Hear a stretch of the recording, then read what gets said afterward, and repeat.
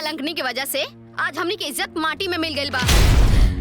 लक्ष्मी तो अकेले पूरा घरवार संभाल ले बिया। अरे जवान लड़की जब घर से बाहर निकले लागल नू तो एगो घर ना 10 गो संभाल ली। का भेल डॉक्टर? लक्ष्मी पेट से है। अरे पाप तो मुड़ी पे चढ़ के नाचता। तू ऐसा गंदा लड़की के देवी बतावत रहला। देखा आ गई कुलच्छनी। लगत अभी मोहल्ला छोड़ के जाए के पड़ी। ठीक कहा तारू दुल्हन। आलोक साचे कहेला कि एगो मछली पूरा तालाब के गंदा कई देले।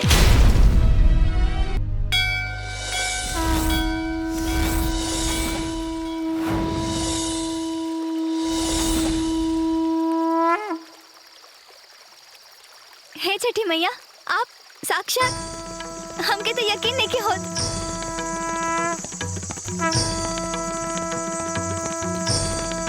लक्ष्मी, हम तोरी भक्ति से बहुत ही खुश बानी। बतावा कावर चाहिए तो के? वरना मैया, हमके बस आप अपन आशीर्वाद दे दी। आपके आशीर्वाद हम सब पर हमेशा बदल रहे बस। अरे लक्ष्मी, ये तू का बड़बड़ा तारू हो? केकरा से बतियाव तारू? अरे भाऊजी, सामने छठी मैया खड़ा बानी, हाथ जोड़ी हाथ। छठी मैया?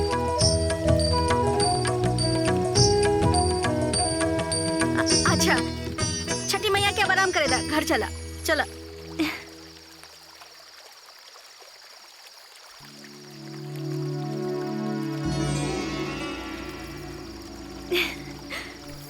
चला लक्ष्मी, चला चला। जय छठी मैया। अरे बिटिया, तहार नाम का है? लक्ष्मी। लक्ष्मी। बहुत अच्छा गावेलू। लागेला कि तोरा गला में साक्षात सरस्वती माता का वास हो। बस छठी मैया के आशीर्वाद बा। काहे ना। ए बेटा, हमारे गो म्यूजिकल ग्रुप हो, ता हम चाहता नहीं कि तू हमरे ग्रुप में आ जा। हम अपने कलाकारन के ना आगे बढ़े का बहुत मौका देला। हमरे यहाँ के कलाकार सब शोहरत दौलत पाकर बहुत आगे बढ़ गए बाड़न। तो हम तोरा के भी ना स्टेज शो करा के बहुत आगे बढ़ाई। आपके बहुत बहुत धन्यवाद। पर हमके स्टेज प्रोग्राम करे में दिलचस्पी नहीं है। हाँ, तो कोनो बात नहीं। जब कभी दिलचस्पी बन जाए तो हमारे ऑफिस में एक बार आ जाए, ठीक है ना? खुश रह।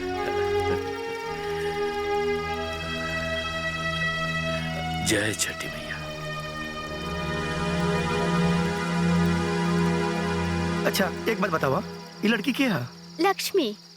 अच्छा, इस रोग ऐसी खातिर तैयार हो जाई हैं? ना ना ना।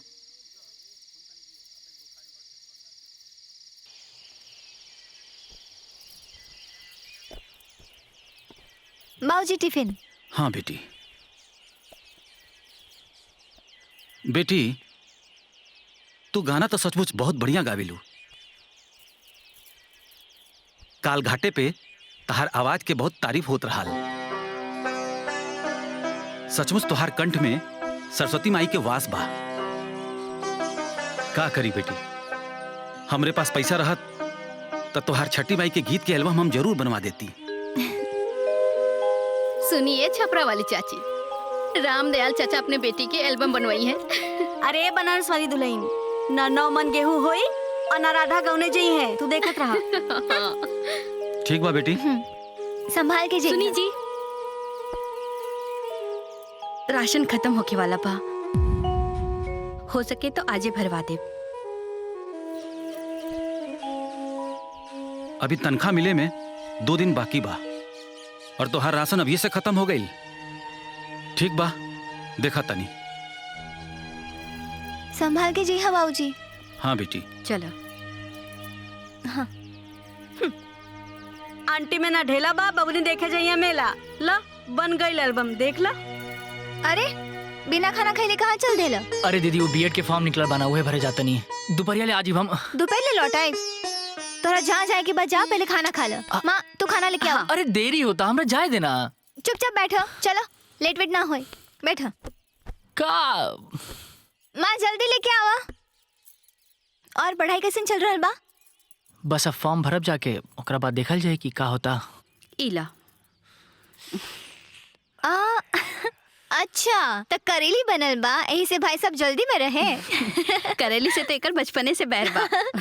वाह, बिना खाना खैले घर से ना निकलल जाला, ना तो दिन भर खाना के दर्शन ना होला। अच्छा दो वैसे एक बात बा, दीदी के हाथ लगते करेलो मीठ हो गई। तो माई तो पराठा बनावे लिया, रोटी के स्वाद आवेला। अच्छा बेटा, तोहार दुल्हन आई ना तो हमहू देखब कि हमके कितना 56 भोग खियावतिया। पानी पी लिहा। किसी आगे लो तो के माई की चिड़ा में बहुत मजा आवेला का? अब तो ऐसी बोलनी है। ला अपन काम मन लगा के करा। हेलो, हाँ सांझी को आ जाए। हाँ साहब, हम आपसे कुछ कहल चाहत बानी। कहा कि मुहूर्त निकालब तो कहा बा? वो मालिक पैसा खत्म हो गइल बा, थोड़ा एडवांस चाहिए। रामदयाल, तोहारी हर बार के नाटक बा। ए महीना में तोहार तनख्वाह से ज्यादा एडवांस हो गइल बा, अब कुछ ना मिली। तो मालिक थोड़ा तनख्वाह ही बढ़ा दी। इतना तनख्वाह में घर चलावल मुश्किल हो गइल बा। और हमरा के तोहरा झेलल मुश्किल हो गइल बा। हमरे पापा की वजह से तोहे झेल रहल बानी, ना अबले कबले मुक्ति पा गइल होती। काम के न काज के, दुश्मन अनाज के। जा काम करा जा। हेलो,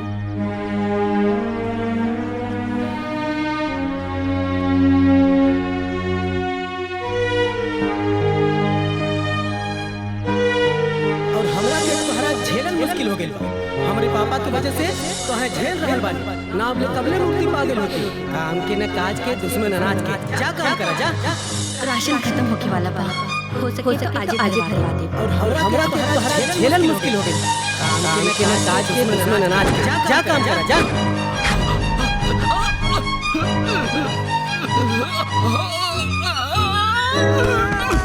दिखाओ चाचा गिर गए। चलो चलो उठाओ, चलो चलो चलो उठाओ उठाओ, ले चलो चलो, चक्कर आ गया। हेलो रामदयाल के हार्ट अटैक आ गइल बा, हॉस्पिटल में बाणे, जाके भेंट कर लो लोगिन। माई, माई का भइल? चल हमरा साथे। अरे अरे बता तो।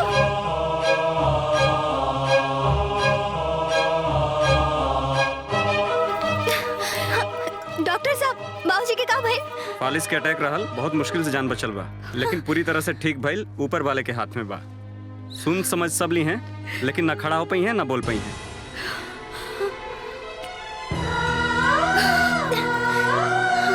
बाबूजी,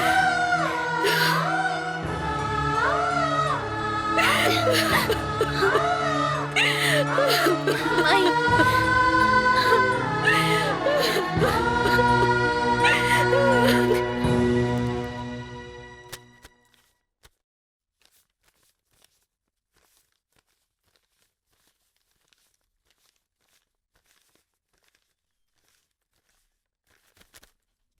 गिन ला।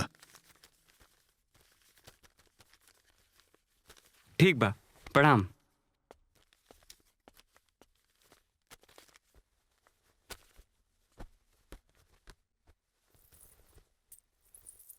हई एकर हमके कितना मिली? देख के बताओ तनी।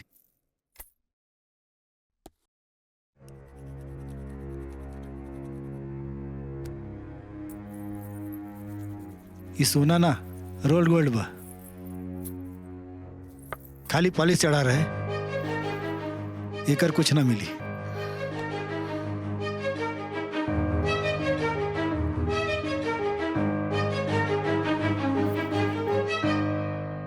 हे छठी मैया, आप तो हमरा भक्ति से प्रसन्न रहली ना, फिर हमरा बाबूजी के साथ ऐसे काहे भइल?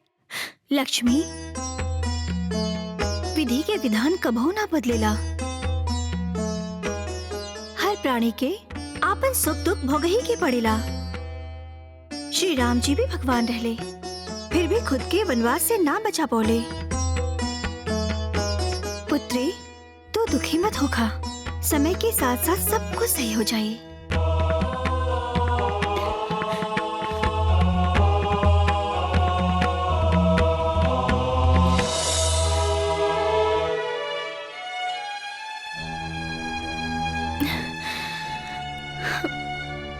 इतना सीधा साधा आदमी के भगवान कैसन रोग दे देले। ई फालिस की बीमारी होले छपरा वाली चाची, बड़ा खराब रोग होला। हमार तो किस्मतिये फूट गई बहन, कुछ समझ में नहीं खे आवत कि अब का होई। जौन होके के रहे तौन हो गए जानकी दीदी, रउआ चिंता मत करी, बस भगवान पे भरोसा करी और पति की सेवा करी। हाँ अम्मा जी, भगवान सब ठीक कर दिए, भगवान पे भरोसा रखी। अब ठीक है, हमनी के चल जाओ, बाद में फिर आयल जाई। दीदी अपन ख्याल रखब, अपना ध्यान रखे। हाँ चली। माई चिंता मत करो माई, छठी मैया सब ठीक कर दी है। सबको यही कहता कि सब ठीक हो जाए, बाकी घर के कमाए वाला ही खटिया पे पड़ गई, तो कैसे सब ठीक हो जाए। हम बानी ना माई, हम बाबूजी के जगह पे जाके नौकरी करब, अतः लोग के कोनो दिक्कत ना हुई।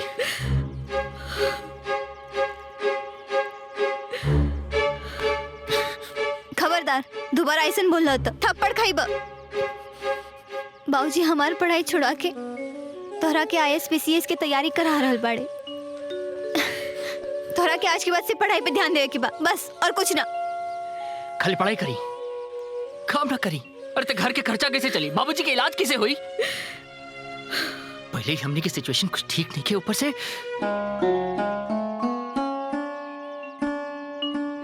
हम घर चलाए, हम काम करब, तू चिंता मत कर, तू बस अपन पढ़ाई पे ध्यान दे। तू काम कर बू, हम घरे बैठल रही। ए दीदी, समाज हमरा के तारा मारत मारत मुआ दी, तारा मार मार के हमार जीवन मुश्किल कर दी।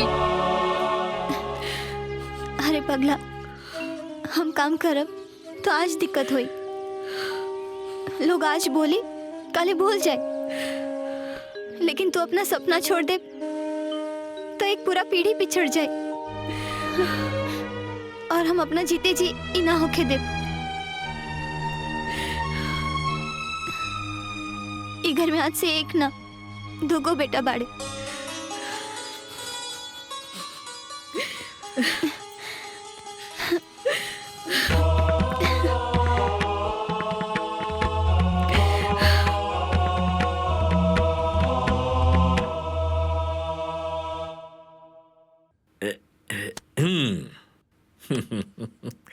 वेरी गुड लक्ष्मी, बुरा वक्त में ना बहुत अच्छा फैसला ले लो तू। ला ये पर साइन करता, साइन करता। हाँ देखा, अब हमनी के बीच में एग्रीमेंट हो गई। जौन भी प्रोग्राम हम तोरा के दिलाई, उसे जौन भी पैसा तोके मिली, उनमें से हमनी का 50-50, मतलब आधा आधा। जी ठीक है, जैसे ही प्रोग्राम को नो आई हम तोरा के बुला ले। अब जा जा।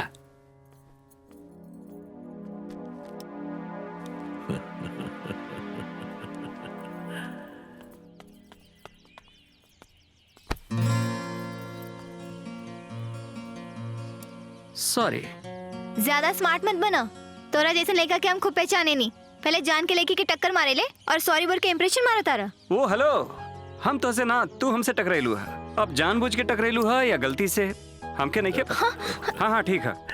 अरे लक्ष्मी, ये हमार बेटा बाड़े, काशी शहर में रह के पढ़ाई करे ले। ए बेटा, ये लक्ष्मी बाड़ी बहुत अच्छा भक्ति गीत गावेली। अच्छा। और आज से ना अपने ग्रुप खातिर गई हैं। अच्छा नमस्ते। जा लक्ष्मी जा। हाँ, जा। हाँ, आओ बेटा, और बतावा का हाल चाल? बहुत बढ़िया। आए में काहे देरी हो गई?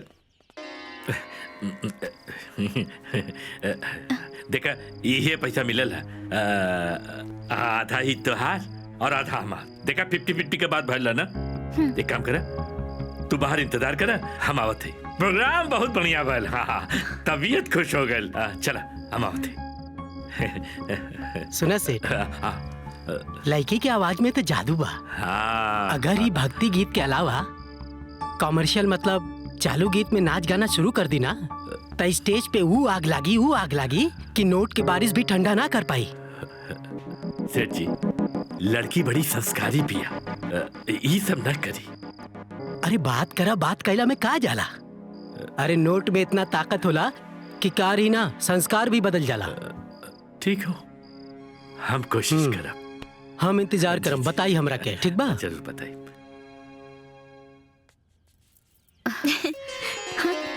तनी टाइट बा। अरे भाई 2-3 दिन पहिरबू ना अपने आप ठीक हो जाई। हाँ। वैसे दीदी शर्ट तो बड़ा बढ़िया बा, हमके अच्छा लगल। बिटिया, हाँ? अपना खातिर भी ढंग के कपड़ा ले हो तू, तोहरा लगे भी तो नहीं खे।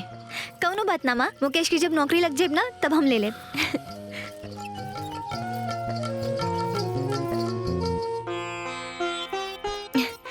बाबूजी, रवा की लेटे लेटे तकलीफ होला ना, यही से हम रवा खातिर व्हीलचेयर लेके आए नहीं, अब आराम से घुमाई।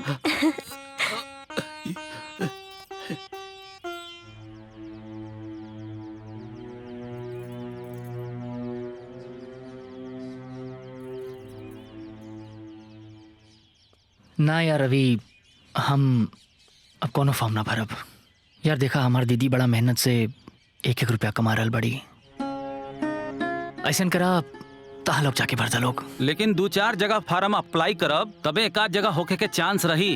मुकेश, आजकल कंपटीशन पास करल टेढ़ा खीर बा।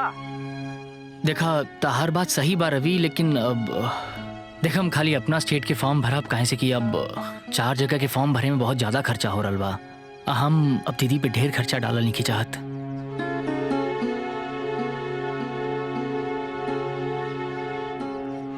ठीक बा, जैसन तोहार मर्जी। ठीक बा। देखा लक्ष्मी, हम ईमान के पक्का आदमी बानी। तोरे प्रोग्राम से जौन भी पैसा मिलेला ना, हम ईमानदारी से आधा तोहके दे देला। हमरा और ईमानदारी पे शक नहीं की करत सेठ जी, हम बस अपन समस्या बतावता नहीं। इतना कमाई में हमारे घर के खर्चा नहीं की चल पावत। तो का करी बतावा? हमके थोड़ा एडवांस दे दी। बात हो कि हमार जेब, हमरे क्रेडिट कार्ड का बैलेंस और बैंक अकाउंट सब एकदम खाली बा। अगर हमरे लगे पैसा हो तो हम तो के मना करी बतावा। तो हमके थोड़ा शो ज्यादा करवा दी। ये भक्ति गीत का शो आवेला कितना, और जितना भी आवेला हम तो ही के तो देला। लेकिन अगर हम लोग एक काम करी ना तो हमनी के कमाई बहुत ज्यादा बढ़ सकेला। हाँ, वो का हो ना कि हमनी के जहाँ एक जगह जागरण का प्रोग्राम कर ले रही, वो सेठ जी तो से कमर्शियल गाना गवावे का जिद करत रहलन, हमसे एकर जिक्र भी कर ले रहलन। हाँ,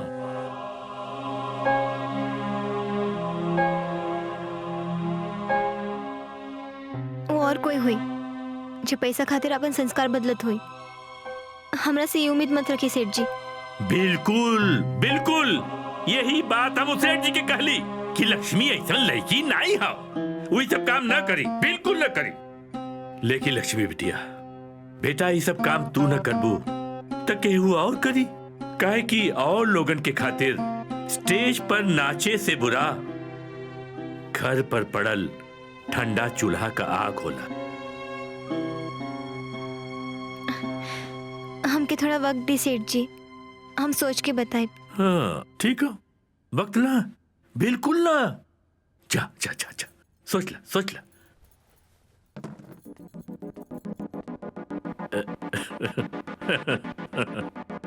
लक्ष्मी, पापा के बात मत मनिया, तहार इमेज खराब हो जाई। ये गांव में कितना इज्जत बा हमके मालूम बा। स्टेज पे नाच गाना तो के शोभा ना दी। पर नाच गाना में का दिक्कत बा? नाच गाना में कोनो प्रॉब्लम ना हा, के कहलस की प्रॉब्लम हा। लेकिन जगह जगह का बात होला लक्ष्मी, ये गांव के लोग तो के अच्छा ना समझी, और सच कहीं तो हमके भी अच्छा ना लगी। काहे तो के अच्छा काहे ना लगी? पता ना, बस अच्छा ना लगी। हम पापा के समझा दे, वो तो के दोबारा ऐसा ऑफर कबो ना दी है, और तो के एडवांस भी मिल जाई।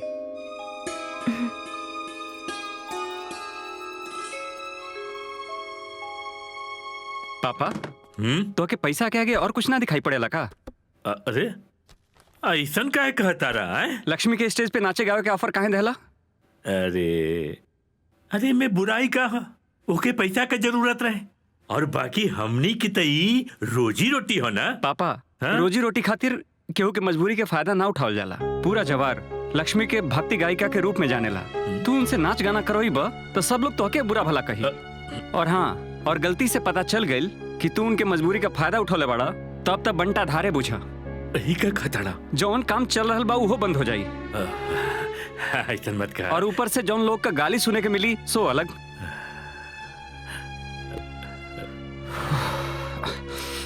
और हाँ, हमरा खातिर जे रिश्ता आवेला ना उहो बंद हो जाई। दहेज में एगो चवनियो ना मिली। और कोनो अकटेण बकटेण लड़की मिल गई तो दुनिया भर का एहसान जताई ऊ अलग। अरे बाप रे बाप, बुझाता ना? एकदम बुझा गल बेटा, एकदम बुझा गल। हम ही सब क्या करे चाहत रही? पूरा 10 लाख के नुकसान कैंसिल। लक्ष्मी के नाच गाना का प्रोग्राम कैंसिल। कैंसिल? अरे नाना, कैंसिल कैसे? तो लक्ष्मी की जरूरत पूरा कैसे हुई? तो ओकर का हिस्सा बढ़ाई बा? ना ना ना ना ना ना, हिस्सा विस्सा बिल्कुल न बढ़ाई। हाँ, एक काम करते, ओके कुछ एडवांस दे दे और बाद में धीरे धीरे धीरे धीरे काट ले, ठीक है ना? हाँ हाँ पापा, हाँ ठीक बा। ये हमार लड़का होके हमरे थाली में।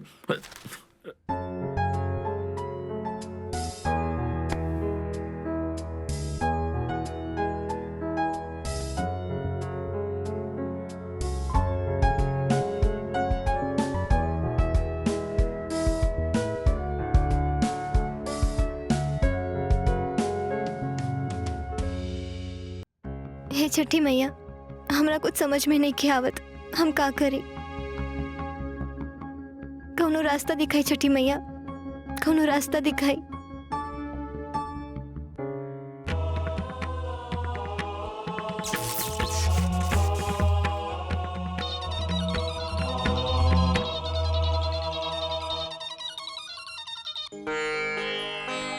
हाँ सेठ जी। लक्ष्मी बेटी, तोरा गैला के बाद ना हम बहुत सोचली। हाँ, फिर हमरा के समझ में आई कि नाचे गाए वाला आइडिया ना ठीक नहीं हुआ। तो हमें काम करते हैं, कहीं से 10,000 रुपया का इंतजाम करके हम तोरा का एडवांस दे देते और बाद में हिसाब किताब होत रही। ठीक है ना बेटा? ठीक बा सेठ जी, जैसन रवा ठीक समझी। ठीक है बेटा, ठीक है, खुश रह। काशी, तू हमके बचा ले लो। हे छठी मैया।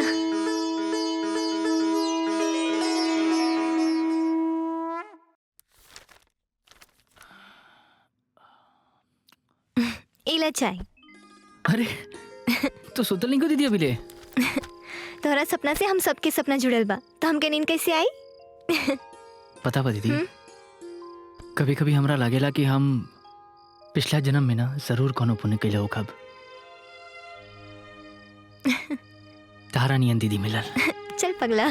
अच्छा सुनो, कल राखी बा, कहीं जाइए मत। 9 बजे राखी बांधे के शुभ मुहूर्त बा। हाँ, इला चाय पिया।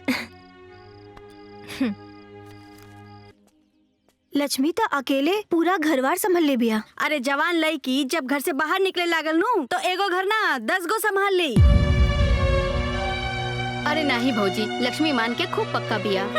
अरे देखम नू, अरे नाचे गाय वाली लड़की के का ईमान और का धर्म। अरे तू तो घाट घाट के पानी पी ले बाड़ू। अरे चलो हो, जाता नहीं 10 गो काम बा।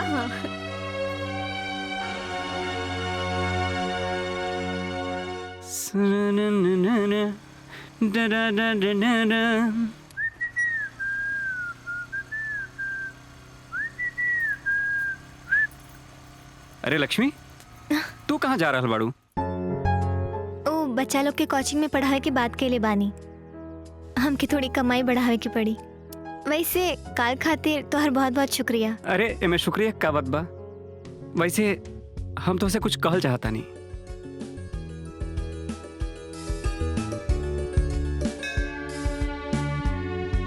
लक्ष्मी, तू हमके बहुत पसंद बाड़ू। हम अपन पूरा जिंदगी तोहरा साथे बितावल चाहता नहीं। तू हाँ बोला तो हम पापा से रिश्ता के बात करी। हमरा पर बहुत जिम्मेदारी बा काशी। बाबूजी के फालिश की बीमारी हो गई बा, बिस्तर से हिल भी नहीं की सकत। और छोट भाई के करियर बनावे में लागल बानी। पता ना कब सेट हुई। हम घर में कमाए वाला बस अकेला ही बानी। अभी हम कोनो दूसरा रिश्ता में नहीं बन सकत। लक्ष्मी, हमार वादा बा, हम हर हाल में, हर प्रॉब्लम में तोहर साथ दे। बस तू एक बार हाँ कर दा। ई ना हो पाए काशी। हम दो रास्ते में नहीं की बटे के चाहत। शादी के बाद अगर हम तोके तोरा हिस्से के प्यार ना दे पाईनी तो ऐसे बड़ा अन्याय कुछ ना हुई। और हम नहीं की चाहत कि हमार जीवन साथी हमरा वजह से तकलीफ में रहे। हम बर्दाश्त ना कर पाए। हम चलता नहीं। लक्ष्मी, हम तोहर इंतजार करब। ये इंतजार के कोनो सीमा नहीं के काशी। भूल जा हमके।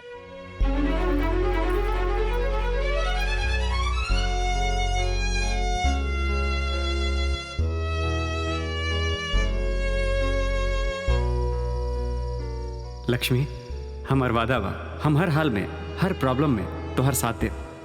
बस तू एक बार हाँ कर दा।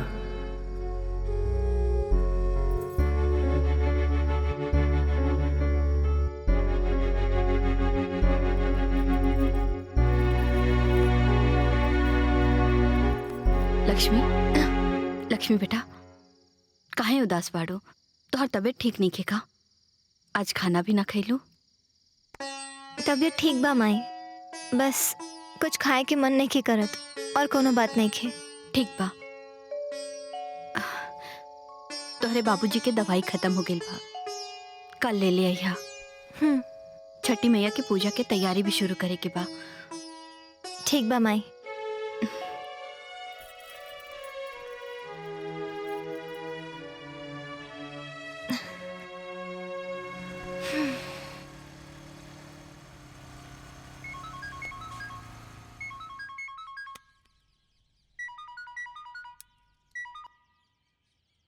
हेलो काशी। हाँ पापा, हम शहर जा रहल बानी आगे के पढ़ाई करे। हमारे अकाउंट में पैसा डाल दिया। अरे बता के जाए कि चाहत रहला कि ऐसे उठला और चल देला। अरे पापा, हम तो के कब बता के निकलनी है? हम तो हमेशा रास्ता से ही फोन करेनी। ठीक है, तू तो शुरुए से आज्ञाकारी बाड़े ना। एक काम कर, मन लगाकर पढ़ाई करे और पैसा की चिंता बिल्कुल मत करे। हाँ ठीक बा।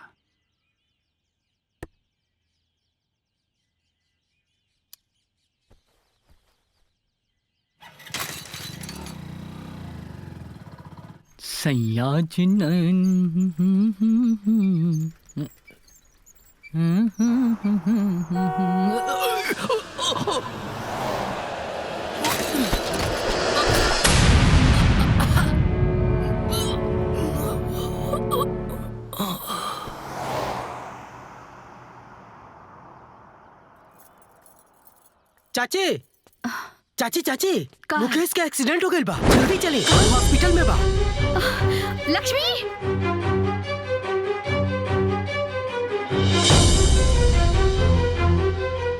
एकर सर में गहरा चोट लग गई बा, जेकरा वजह से कोमा में चल गई। अगर 2-3 दिन के अंदर ऑपरेशन ना भइल तो कुछ भी कहल मुश्किल बा। ऑपरेशन में कितना खर्चा लागे डॉक्टर? 10 लाख तक लग जाई।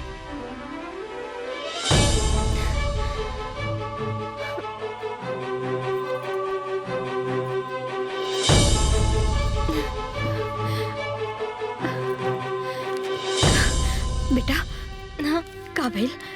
मुकेश ठीक तो हो जाए ना?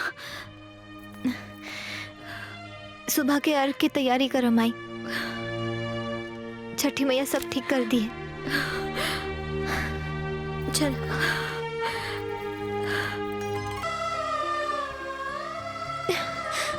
हे छठी मैया, विधि के विधान में सारा तकलीफ हमरे हिस्से में लिखल बाका।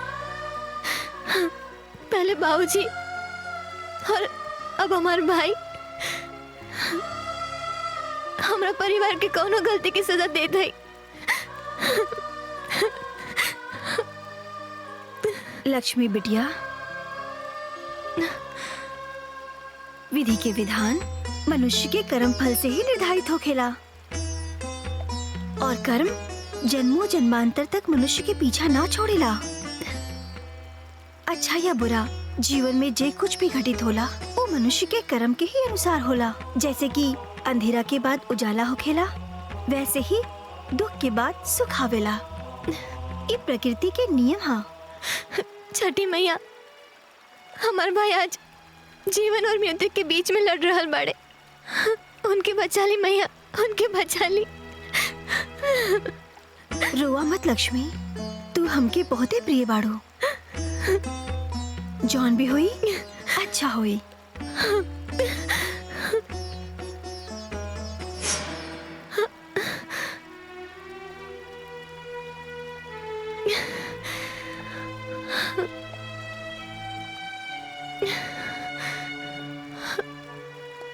जय छठी मैया।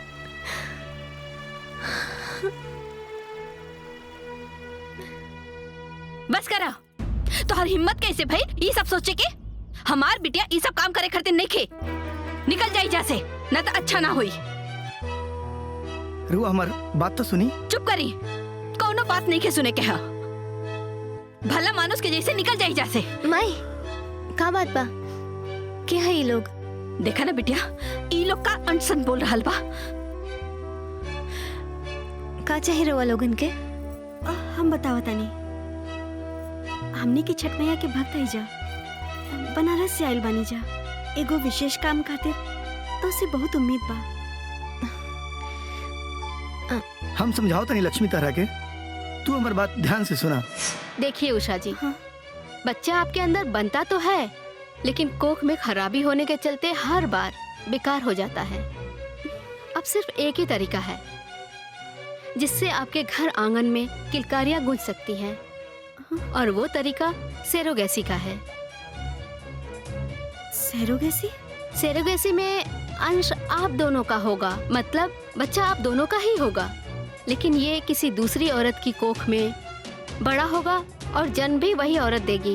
ये कैसे संभव हुई डॉक्टर साहब? इसके लिए आपको एक स्वस्थ महिला या लड़की को तैयार करना होगा जो आपके बच्चे को अपनी कोख से जन्म दे सके। उसके लिए प्रॉपर एग्रीमेंट करके आप ऐसा कर सकते हैं।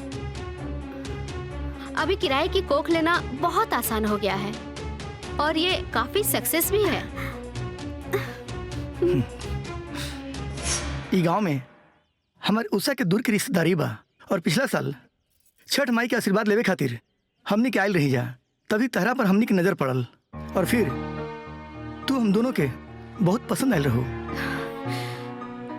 लेकिन पूछताछ से पता चलल कि तू सरोगेसी खातिर तैयार ना हो सकेलू। और तब से लेके आज तक पिछला 1 साल से हमने का बहुत भटकल बानी जा, लेकिन कोनो भी औरत सरोगेट माई बने खातिर तैयार नहीं के हो। लेकिन जाने लो, 3 दिन पहले ना एगो विचित्र घटना भइल। हमने के छठ घाट से मैया के हाथ जोड़ के आवत रहनी जा, तभी हमने के एगो बूढ़ माई मिलनी। बेटा, बेटा भूख लागल बा, कुछ खाए के दाना। दीदी। हाँ, इला माई। पैसा ना चाहिए बेटा, हाँ? कुछ खाए के चाहिए।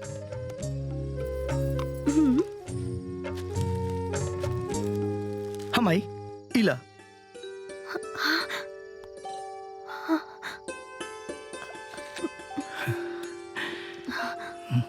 पुत्र के चाह में भटक रहल बड़ा लोग ना।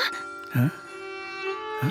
तोरा ही बात कैसे पता? पिछला साल छठ घाट पे तो हम लोग दोनों जने जोन लगी के बारे में बात करत रहला लोग ना, वही तोहर बच्चा के चाहत पूरा करी है। अच्छा माई, ये सारा बात तारा कैसे मालूम बा? खुश रह लोग।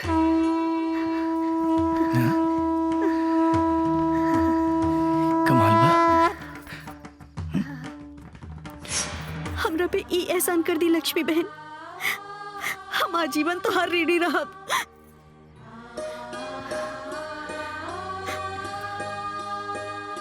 ई काम के तो कोनो कीमत ना हो सकेला, लेकिन फिर भी हमरा तरफ से ई 10 लाख के भेंट स्वीकार करा।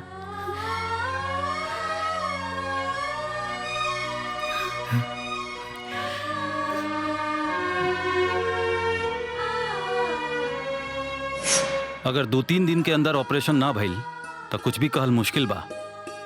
ऑपरेशन में कितना खर्चा लागे डॉक्टर? 10 लाख तक लग जाए।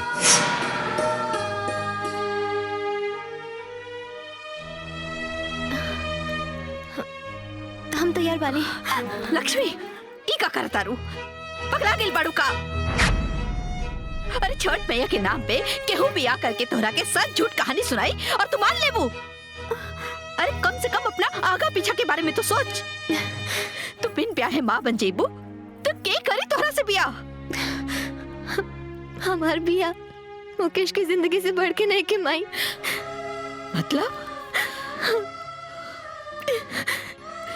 माई मुकेश हॉस्पिटल में अपन जिंदगी और मौत की लड़ाई लड़ रहल बाड़े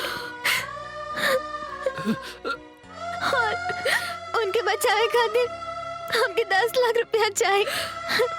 ना तो हम मर जाए माई, ना तो हमार भाई मर जाए।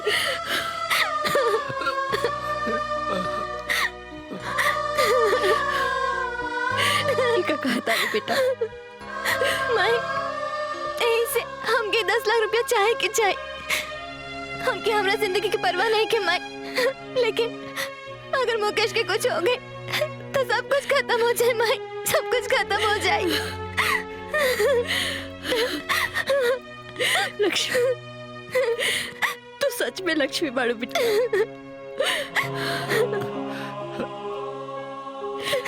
बात तो जैसे बिटिया सबके वो कहते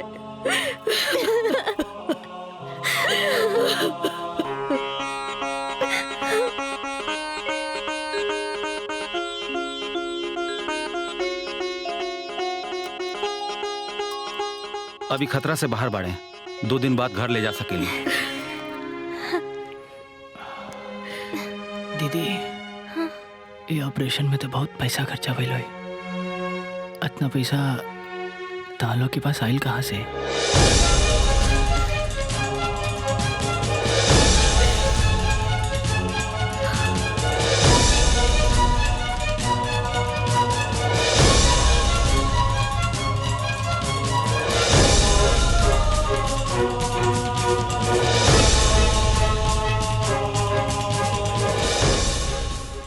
दीदी ये ऑपरेशन में तो बहुत पैसा खर्चा भइल होई।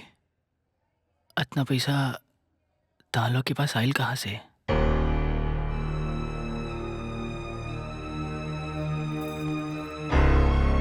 तोहरे इलाज के पूरा खर्चा एगो NGO उठैले बा। तोहार गंभीर स्थिति देख के हम ही लेटर लिखनी और पूरा 10 लाख रुपया लागल बा तोहरे ऑपरेशन में।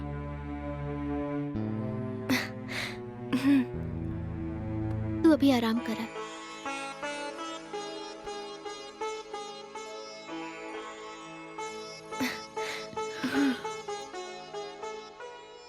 आपके बहुत बहुत शुक्रिया डॉक्टर साहब, आप एंड मौके पर। कौनो बात ना बा लक्ष्मी, तोहरा खातिर झूठ बोले में हमरा के फक्र महसूस होता। काहे से कि तोहरा जैसन बहिन सबके नसीब में ना होली। अपना भाई के बचावे खातिर तू जौन कदम उठैले बाड़ू ना, आज के स्वार्थ भरल दुनिया में एगो मिसाल बा। भगवान से हम मनाइब कि अगला जन्म में हमरा के लक्ष्मी जैसन बहिन मिले।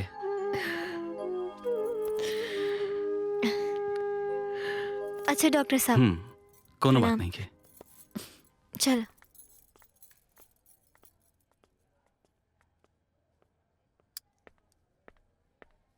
एग्रीमेंट के मुताबिक दिवाकर जी ने लक्ष्मी को 10 लाख रुपए दिए हैं। बदले में लक्ष्मी दिवाकर दंपत्ति के बच्चे के लिए अपनी को किराए पे देगी। बच्चा पैदा होने के साथ लक्ष्मी को बिना शर्त दिवाकर दंपत्ति को उनका बच्चा सौंपना होगा। ऐसा इस एग्रीमेंट में लिखा हुआ है। इस पे साइन कर दीजिए।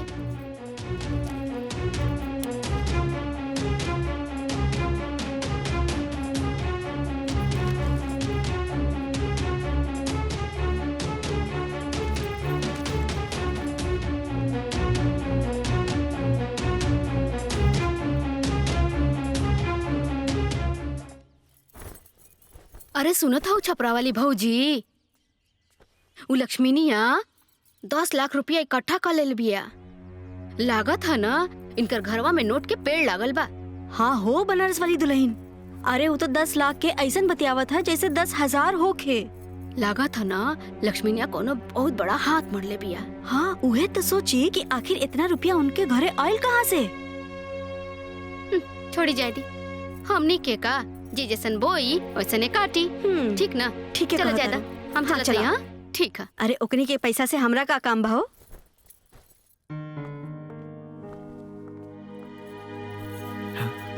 सेरोगेसी सक्सेस हुई, congratulation. Thank you doctor. Lakshmi अब तू शहर में शिफ्ट कर जा और हम सारा इंतजाम मुझे करा देते नहीं। ये सही कहा तारा लक्ष्मी, ढेर मत सोचा, काहे कि जब कुछ दिन में पेट दिखे लागी ना, समाज के सवाल के जवाब दिहल बहुत कठिन हो जाई। हम बाबूजी की छोड़ के ना जा पाए दीदी। बाबूजी की देखभाल के करी? मुकेश अपन पढ़ाई की तैयारी करी कि बाबूजी की देखभाल करी? और माई के ब्लड प्रेशर तो बाबूजी की 20 किस्म की दवाई देख के ही बढ़ जाला। हम ना जा पाए। हम तो हर जज्बात के कदर करता नहीं, लेकिन कभी कभी दिल के साथ साथ दिमाग से भी काम लेवे के पड़ेला। और समाज के काबा, समाज में 10 तरह से बात उठेला, और जब समाज कुछ बोलेला ना तब पूरा ये दिल दिमाग के ना झकझोर के रख देवेला। लक्ष्मी शहर जाई दिवाकर बाबू, रउआ एकर व्यवस्था करी। ठीक बा, जब पेट दिखे लागी तो 3-4 महीना में हम आ जाए। तब तक बाबूजी के देखभाल करे खातिर कोनो आदमी के भी इंतजाम कर ले। तू आदमी की चिंता मत करा, बस सही समय पर तू हमरा के खबर कर दी है, हम इंतजाम कर दे। लक्ष्मी तुझसे हमारे को बिनती बा, बस इतना ध्यान रखिया कि ये बात गलती से भी केहू के पता ना चले, काहे कि समाज में हमारी इज्जत तब बे हुई जब लोग के ई पता रही कि हमार बच्चा हमरा कोख से पैदा भइल बा। चिंता मत करी दीदी, हम अपना जीती जी केहू के ना पता चले थे। ये लक्ष्मी के वचन बा।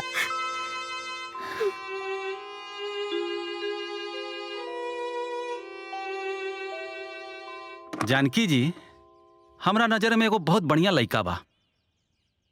हमार मानी त रउआ लक्ष्मी के शादी लड़का से कर दी।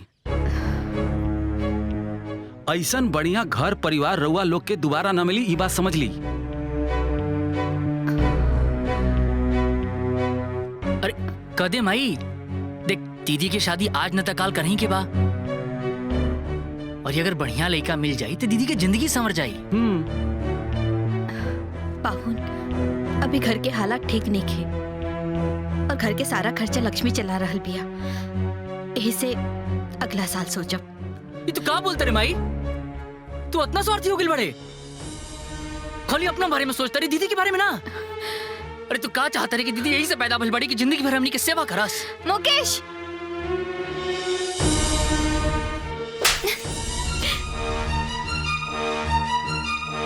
बच्चा की जरूरत कब का होला और का ना होला, ई माँ से बेहतर केहू ना समझ सकेला। और तुम्हारी हिम्मत कैसे भी माँ से बदतमीजी करेगे? फूफा, जब तक ये पगला अपना पैरों पर खड़ा ना हो जाए, कुछ बन ना जाए, और ये घर और माई बाबूजी के संभाले वाली भाभी ना आ जाए, तब तक हम बियाह ना करब। चाहे हम कुंवारी रह जाए चली, लेकिन हम बियाह ना करब।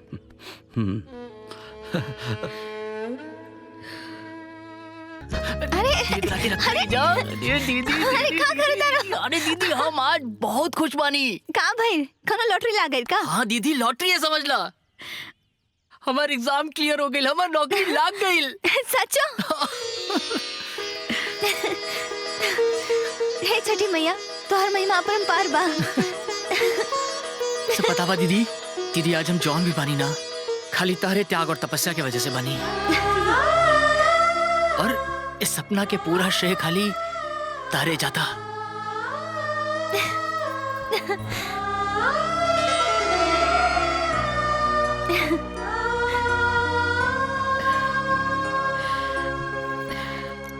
ओ बनारस रस वाली चाची। हाँ? एली मिठाई। ये कौन खुशी में लक्ष्मी? मुकेश की नौकरी लग गई। छठी मैया हमारी विनती सुन लेनी। अरे फिर तो बहुत खुशी के बात है। हम जरूर खाए मिठाई। अरे चाची रवली, हमारे भाई की नौकरी लग गई। अरे तो बहुत खुशी की बात बा। चला लक्ष्मी हम चला ताने। धराई बढ़िया से। अरे छपरा वाली भौजी, एली मिठाई। ये कौन खुशी में बटा करू हो? मुकेश की नौकरी लग गई। साचो का? ये तो बहुत खुशी के बात बा। हम कम से कम 5 गो लेब। अरे रे रे, पूरा गांव की बाटी के बा। कोनो बात ना, एगो अपने बबुआ खातिर ले लेता नहीं। हाँ ठीक बा। ये बबुआ खाई। ठीक बा, हम चले तानी। ठीक बा जा। ए बबुआ खातिर ले लेनी। हाँ रुकी दे के आवतनी। चाचा एली मिठाई। कौने खुशी में? हमारा भाई की नौकरी लग गई। बहुत बढ़िया।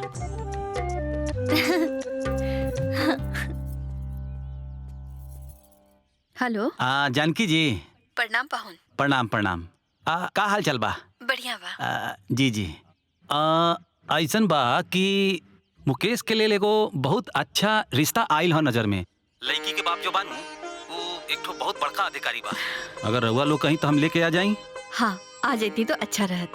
आखिर लक्ष्मी भी तो यह चाहतिया। अच्छा पाहुन, वो लोग के लक्ष्मी के बाबूजी के बारे में बतैली है ना? अरे ओकर चिंता जानकी जी रउआ मत करी। अरे उ लोग के रउआ के सरकारी अधिकारी बेटा से रिश्ता जोड़े के बा। अब बाकी कोनो दिक्कत नहीं खे। ठीक बा। जी जी। तो हम 1-2 दिन में लेके आ जाता नहीं उ लोग के। हाँ पाहुन। अच्छा ठीक बा, प्रणाम। ठीक बा, प्रणाम। केकर फोन रहे? तोहरे फुफ्फा जी के फोन रहे। लड़की वाला तोहे देखे आवल चाहता। अरे माई देख, अब हमार नौकरी भी लाग गई बा। काहे ने दीदी के शादी पहले करा दिया है। अच्छा तो भाई साहब की नौकरी लग गई बा, तो बहन के भगावे के चाहता रे? ये भाई बहन के प्यार है। कान खोल के सुन ल, जब तक तोहार बियाह ना होई तब तक हम बियाह ना करब। अरे लेकिन लोग का कही कि बड़ बहन के घर में होते हम शादी करल बानी। मुकेश पहले तो ये घर में लक्ष्मी लेके आवा, और जब वो लक्ष्मी माई बाबूजी के ख्याल रखे लगी तभी लक्ष्मी यहाँ से जाई है। और रही बात लोग के, तो लोगन की चिंता ना हम पहले के लिए रही ना आगे करब। वैसे माई इनका से जीतल एकदम असंभव बा। तो जब जाना तारा तो काहे जीत करो तारा? आगे की तैयारी करो, का पता बात बन जाओ। लड़की बहुत सुंदर बिया, पढ़ल लिखल भी बिया। ए मुकेश बेटा, तू एगो काम करा, फोटो देख ला। अगर तोहरा लड़की पसंद आवे ना तो बाद में जाके मिलियो लिया। ए लाई फोटो लाई ता।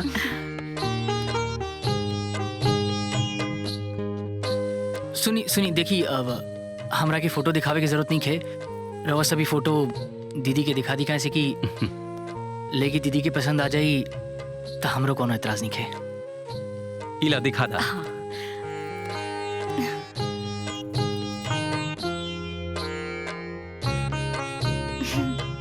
देखा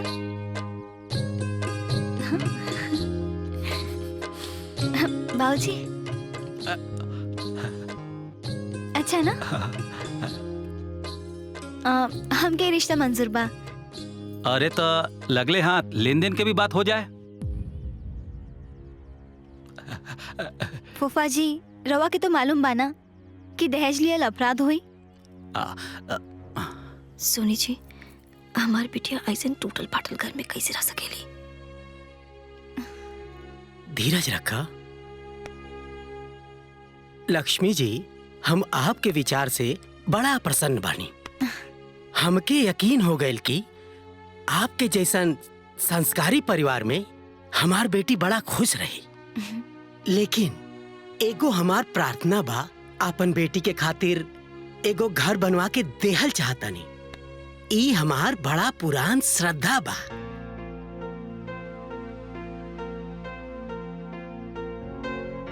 प्लीज ना ना करें।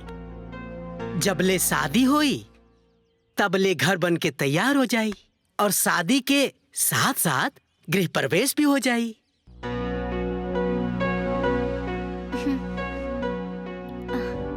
जी ठीक बा। चली तब तक मंजूर हो गई लड़ुआ के बात।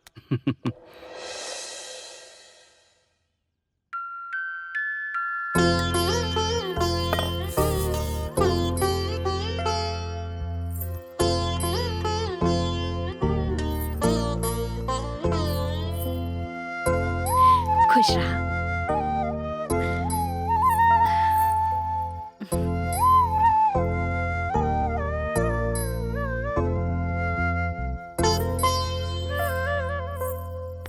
अरे ना ना।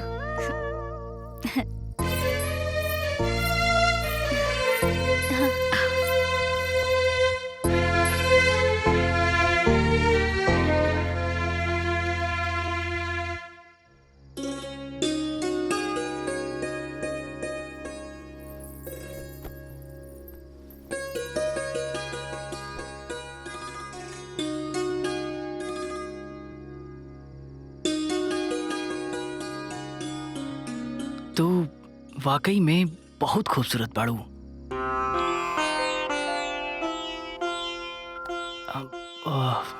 मोना, तारा से को बात कहे के रहे।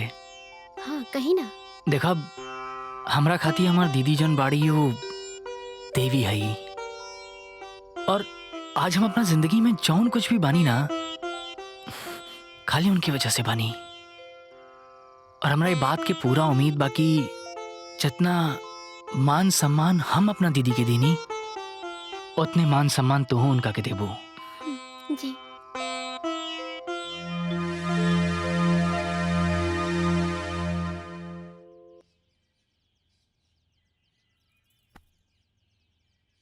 हेलो, प्रणाम माँ। खुश रहा बेटा। तारा पता बा, ये मुकेश तो हमार कोनो बातें नहीं सुनत। इनका पता सिर्फ उनकर दीदी के ही अधिकार बा। उनकरे हाँ में हाँ मिलावत रहले जब देखा तब। हम हुई बात के नोट केले रहनी बेटी। दामाद जी पर सिर्फ तोहरे बस होके के चाहिए, ना तो तोहार कोनो महत्व ना रही। तू चिंता मत कर माँ, तू देख ली है एक दिन ऐसा भी आई जब मुकेश सिर्फ हमार हाँ में हाँ मिलई है अपन दीदी के ना, और ये हम बहुत जल्दी करके रहा। ये तो देख ली है। अच्छा माई, हम तारा से बाद में बात करता नहीं, ठीक बा? ठीक बा।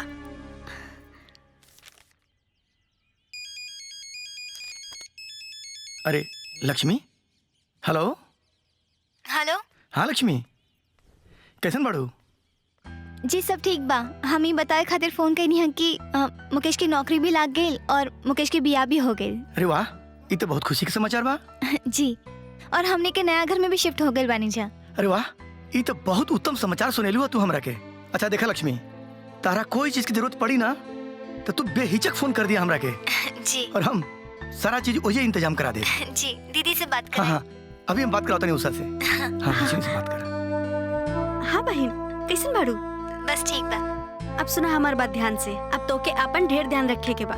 खाए पिए में कोनो तरह के कोताही ना होए के चाहिए, समझ लो। काहे कि जब तू स्वस्थ रहबू तबे ही बच्चा भी स्वस्थ रही ना। जी, रवा चिंता मत करी, हम अपन फर्ज पूरा दिल से निभावेनी। ठीक बा बहन, खुश रहा। जी प्रणाम।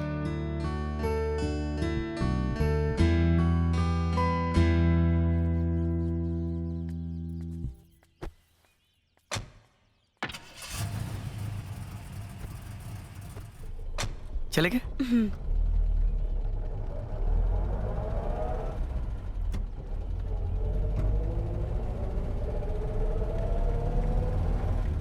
रवा के का लागता? हमने के जौन करता नहीं जा वो सही रही ना? बिल्कुल उषा, अब 9 महीना बाद हमने के अपन घर आवल जाई, और साथ में हमने के अपन बच्चा हुई। जी। और माता रानी के आशीर्वाद रहल ना तो कोई के तनिक भी पता ना चली कि हमने के बच्चा ना है। जय छठ मैया।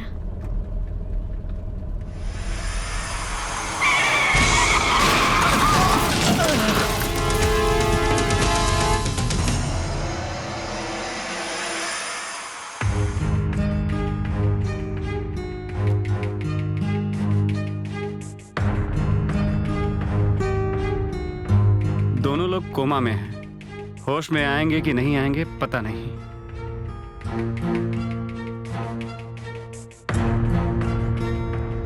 बस बस रोकी भैया। माई तू पैसा दो, हम भाभी के फोन करत। हाँ चला। मेरे हाथों में 9 चूड़िया है, जरा ठहरो सजन मजबूरी। हाँ दीदी। हेलो मोना भाभी, हमने की आए में थोड़ा देर हो जाए, रवा बाबूजी के दोपहर वाला दवाई खिला दी, एक व्हाइट वाला टैबलेट और एक रेड वाला टैबलेट। हाँ हाँ कहा है ना, ठीक बात दीदी। टैबलेट खिला दिया, माय फुट। टैबलेट खियावे से पहले हमारी वीडियो अपलोड कल जरूरी बा।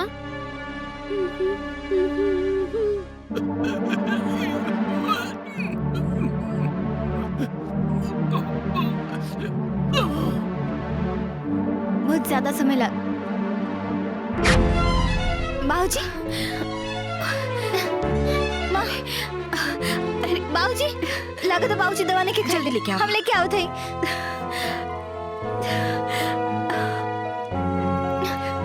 माई बाबूजी पानी पिलावा। आराम से। भाभी भाभी। हाँ दीदी। बाबूजी की दवाई ना खिलाऊलू। हाँ सॉरी दीदी, हम तो एकदम भुला गए रहनी। भुला गए लो का मतलब? तो के पता बना बाबूजी के टाइम पे दवा ना मिलल तो का हो सकेला? इनकी जान भी जा सकेला। तो इतना लापरवाह हो कब हमके ना मालूम रहे? ओ दीदी ला।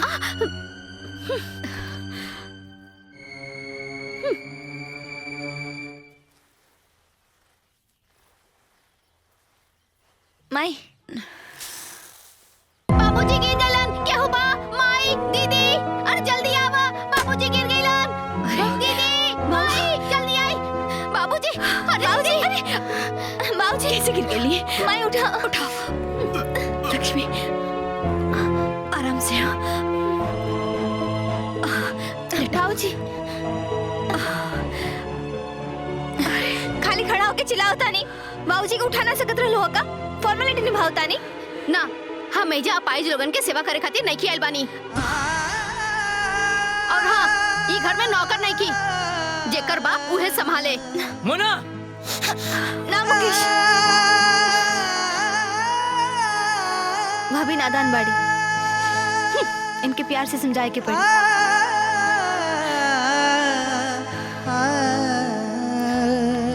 देखो भाभी, हमने के बहुत गरीब रहनी, बचपन से लेके आज तक हमने की बहुत मेहनत कहीं नहीं जा।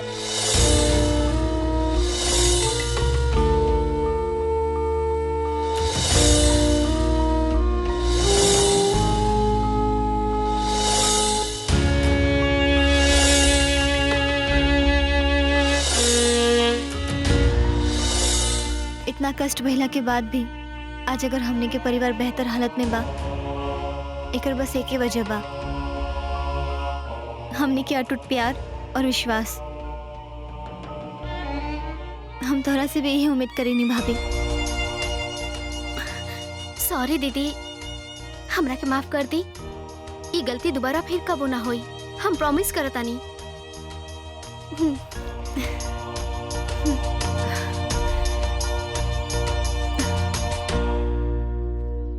बहुत अच्छा पकड़ बनौले बाड़ू लक्ष्मी। तहरा वजह से मुकेश आज हमरा पे हाथ उठावले। याद रखब, ये बात हम कबो ना भुलाइब। हमके तो बस एगो मौका के इंतजार बा, फिर हम तहके बताइब कि हम का चीज हैं। बतावा, जब पड़ोस में रहत रहनी तब 10 बार आवाजाही करत रहनी, अब एक बार मिले खातिर 10 बार सोचे के पड़ेला। का कहे बनारस वाली चाची, आजकल तो ये सब जीवन में लागले रहेला। तनी दुल्हनिया के बुलाई ना माँ जी, मुँह दिखाई हो जाए। हाँ हाँ कहे ना। दुल्हन, ए दुल्हन, बहरे आवा। हाँ माँ जी। देखा तोहसे मिले के आइल बा। ये बनारस वाली भौजी हैं, उदेवरिया वाली चाची। प्रणाम।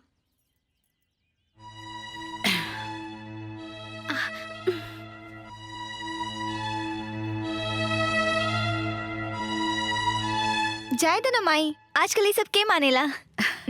अच्छा, पैर तो छुआ। हाँ। लक्ष्मी, तू चाय बना के ले आवा। हाँ। कैसन लागल? हाँ देख लेनी। बहुत सुंदर। अब हो गई ना मुंह दिखाई। दीदी का भइल? दीदी का भइल?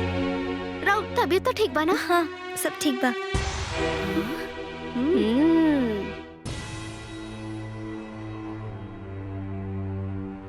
चल। कुछ भी।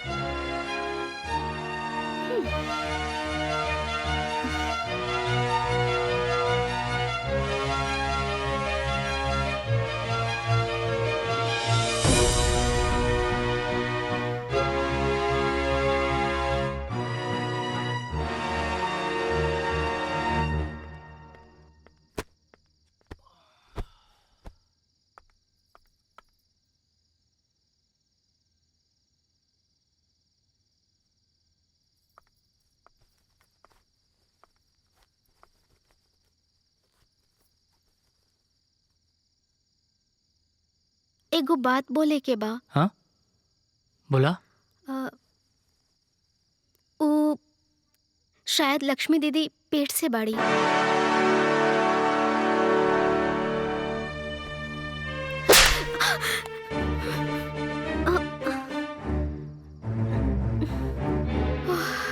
थैंक गॉड, ये तो सपना रहे।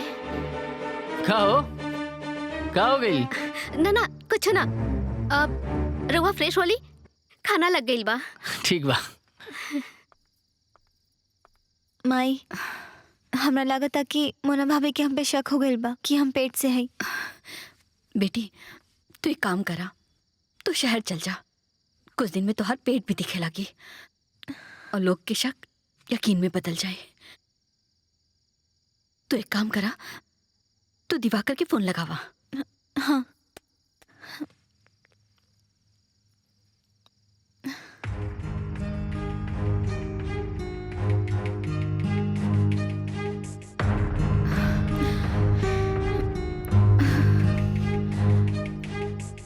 माई स्विच ऑफ आवता। अब का होई? हमके तो चिंता हो रहा बा। माई, उनके एग्रीमेंट है, शायद उन्हें उनकर पता होई या दूसर कोनो नंबर।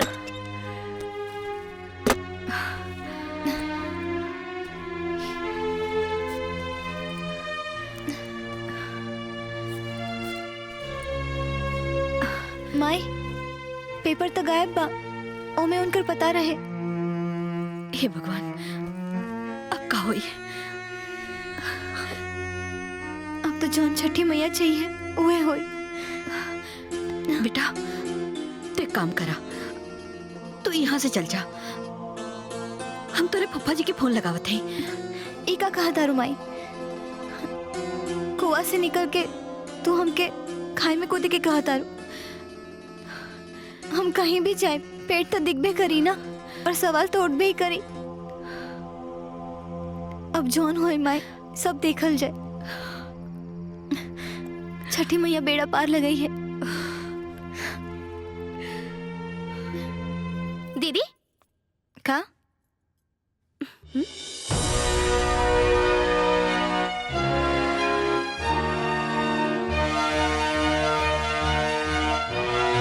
का भाई? कुछ ना।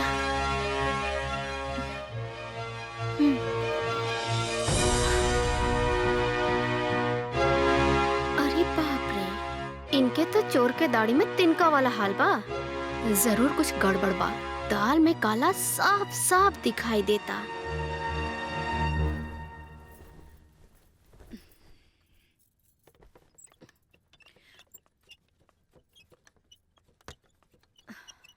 माई, हाँ आराम से आओ। और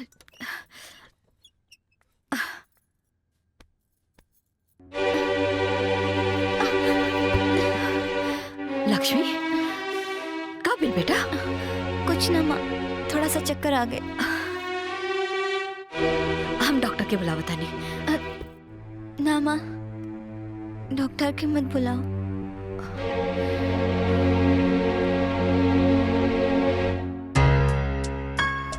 हमके तो इनकर चाल चलन पे बहुत पहले से ही शक रहल। आज सबूत के साथे सबके सामने लावे के पड़ी।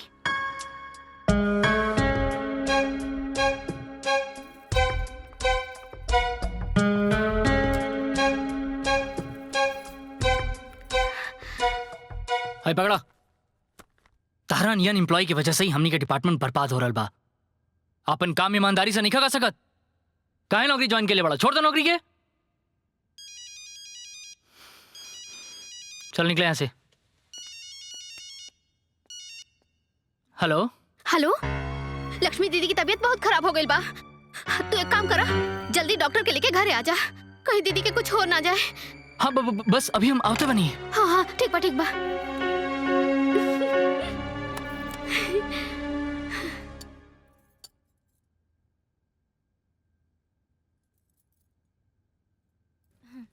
कहाँ हो गई दीदी? डॉक्टर साहब देखिए अनिता की कहाँ हो गई बा। मुकेश, हम ठीक बानी, बस मामूली सा चक्कर रहे। डॉक्टर साहब की कोनो जरूरत नहीं है। हाँ डॉक्टर की कोनो जरूरत नहीं है, बाकी तोहरा के कहला से डॉक्टर के बुलावे के? हम बोलौनी माई। अब दीदी के तकलीफ हमरा से तनिको ना देखल गई। मुकेश, डॉक्टर की जरूरत नहीं है, डॉक्टर आप जाइए। अरे नाना दीदी, बीमारी के कबो छोट ना समझल जाला, कबो कबो छोट बीमारी बड़ हो जाला। हम कहनी ना हम ठीक बानी। देखा दीदी, ऐसा मत कहा, मोना ठीक कहा तारी। हाँ। छोट मोट लापरवाही से भी ज्यादा नुकसान हो सकता। डॉक्टर साहब वो देखी ना दीदी के। पर मुकेश हम ठीक बानी। देखी ना मुकेश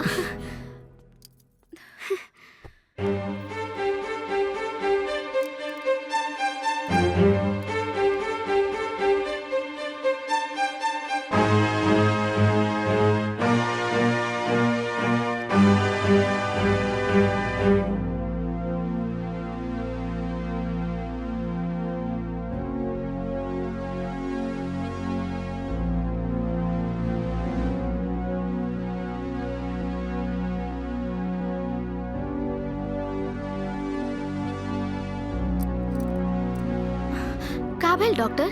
लक्ष्मी पेट से है।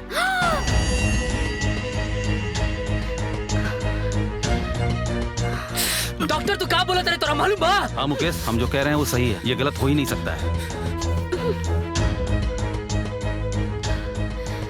दीदी दीदी तू बोल दे, कुछ झूठ बा, बोल दे दीदी। कुछ कुछ बोलत काहे नहीं गई?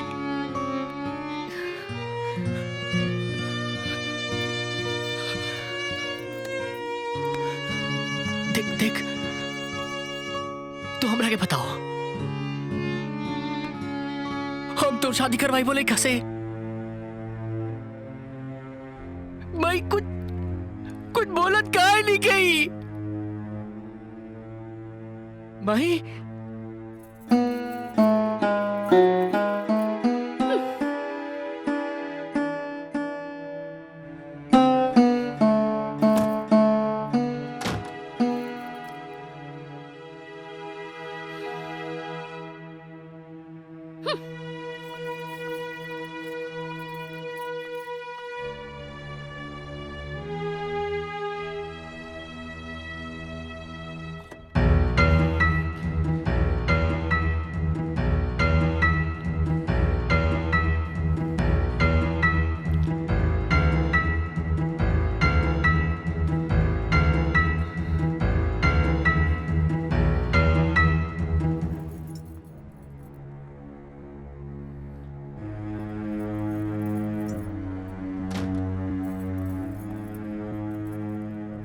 छी छी, तू ऐसन गंदा लड़की के देवी बतावत रहला।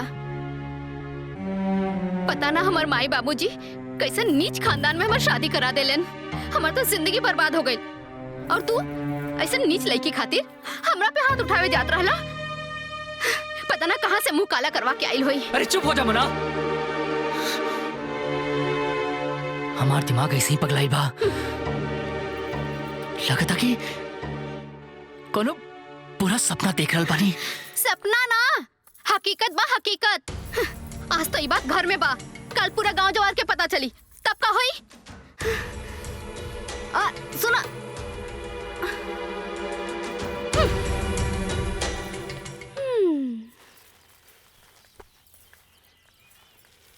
कहो।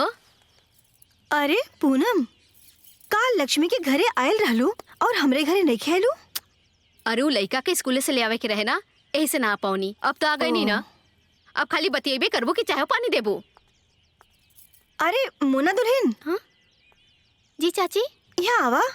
कैसन बाड़ू भाऊजी? ठीक बाड़ी। अरे काल डॉक्टर साहब आयल रहे ना, लक्ष्मी बिटिया की तबीयत खराब बा का? अरे ना ना भाऊजी, उनकर तबीयत ना, उनकर चरित्र खराब बा। बाप रे बाप रे, हमके तो लगा था पेट से बड़ी। पता ना केकर पाप हुई।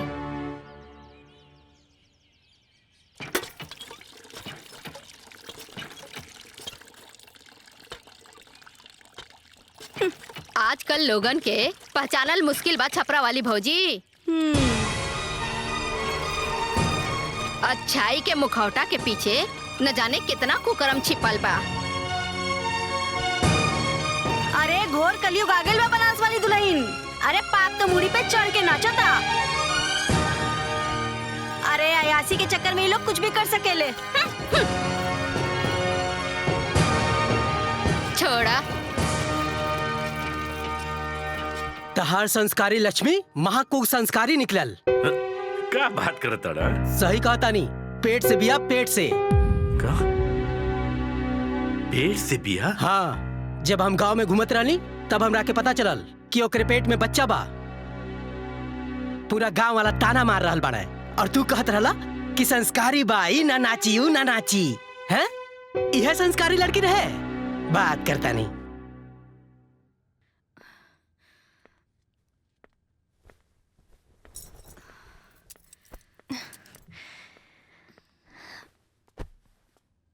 डॉक्टर साहब, सब ठीक तो बा ना? जी बिल्कुल, बच्चा सही है और उसका ग्रोथ भी अच्छा है। थोड़ा सा विशेष ध्यान देना पड़ेगा, खान पान का, रहन सहन का, मॉर्निंग वॉक, एक्सरसाइज, ये सब पर विशेष ध्यान देना पड़ेगा। और मैं इसके लिए थोड़ी सी कुछ दवाइयाँ, विटामिन्स लिख देता हूँ, उसको सही समय पर खिलाते रहिए।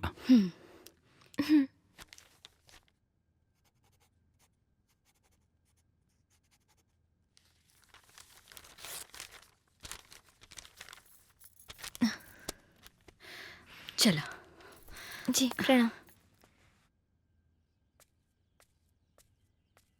चल बेटा, कुछ खा पी ला, स्कूल के टाइम हो गई। चल।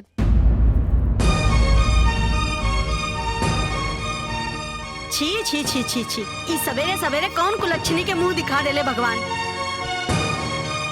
पता ना आज हमार पूरा दिन कैसे कटी। बरनी मारो कहाँ से आ जाले। ए बनी, चल यहाँ से पापी लोगन के सामने ना रह के। चल भीतरी चल, न जाने कहाँ से आ जाले। हट, चल रे।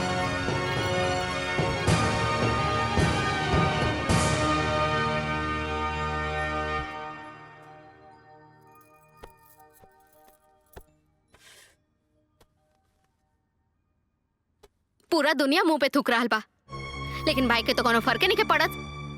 भाई बहन के ऐसा प्यार के मिसाल तो पूरा दुनिया में ना मिली। उ नीच पेट में पाप लेके ऐसा घूम रहा बाड़ी कि जैसे कोनो मेडल मिलल बा। ओकरा जगह पे केहू दोसर रहित तो अब तक ले जहर खा के मर गई रहित, लेकिन वो बेशरम कहीं के। छी छी छी छी। का भेल बेटा? होई का एगो नाचे गाए वाली अपन मुंह काला करवावे और नाक कटे पूरा खानदान के। ई नीच की वजह से ई घर के सुख चैन सब खत्म हो गइल बा।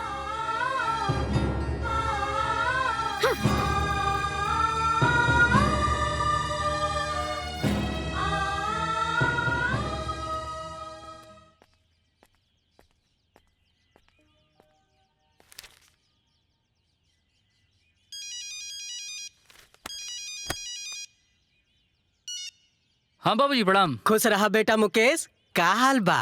एकदम बढ़िया बा बाबूजी। जाता रहुआ बताई, आप और माई कैसे बनी जा? हमनी ठीक बानी जा।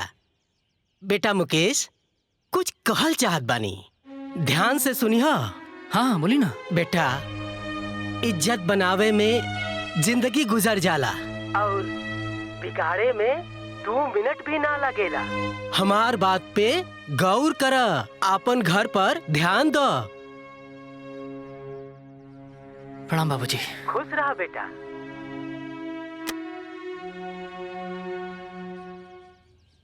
अब हमरा से बर्दाश्त नहीं के होत। तू अपना आपके काहे सजा दे रहल बाड़ू? हम तो कबो सपना में भी ना सोच ले रहनी कि तोहरा त्याग के ई सिला मिली तोहरा के। हम चाहता नहीं सबके सब कुछ बतावे। माई, हम अपना आपके सजा नहीं खे देते।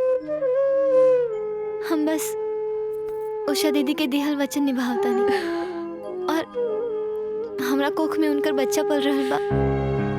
ये बात केहू के पता ना चले के चाहे। अरे जब वचन लेवे वाला गायब बा तो केकरा खातिर वचन निभा रहल बाड़ू? आज गायब बा ना माई, लेकिन काले आ जाई तो का जवाब दे कि गायब रहला ए वजह से हम वचन भंग कर देनी। और ये मत भूलो माई कि आज मुकेश जिंदा बाड़ा तो बस वो लोग की वजह से।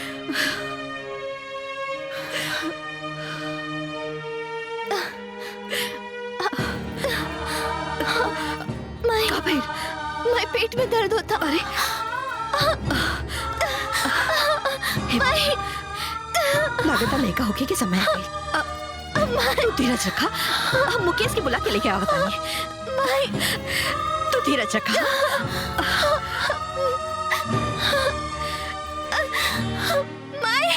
मुकेश मुकेश बेटा, लक्ष्मी दर्द से तड़पतिया, लागता बच्चा होके वाला बा। चल अस्पताल लेके चल। रुका, हम भी पेट से बानी। अगर तू नीच के शक्ल देखबा तो हमार और हमार बच्चा के कबो शक्ल ना देख सकबा। ए दुल्हन, ऐसा जुल्म मत करा बेटा। हमार बिटिया मर जाए बेटा, चाहे दा। हमार बला से काल मारे के बाद आगे मर जाए, कम से कम बदनामी से तो पीछा छूटी। मुकेश चल ना बाबू।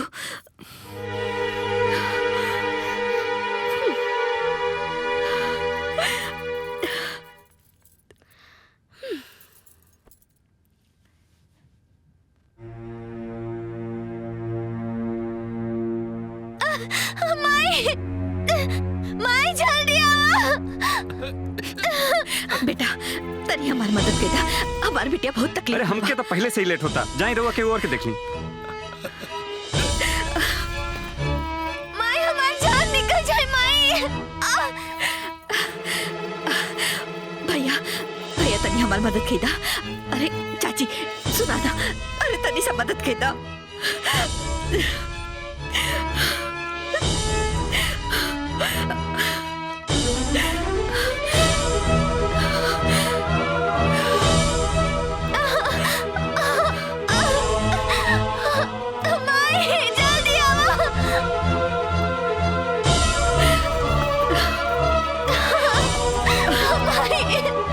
कुछ ना हुई लक्ष्मी, कुछ ना हुई।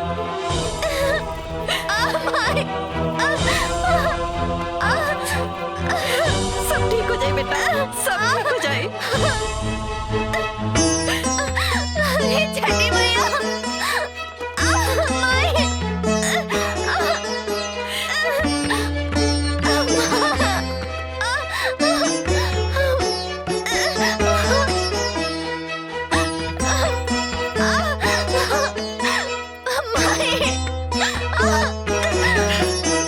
छठी मैया, इधर कैसे न्याय बा?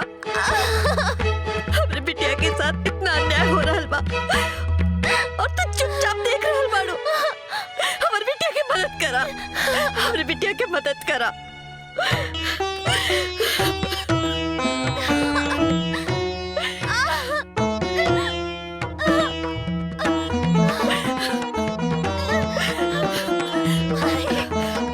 पर्दा खोलो।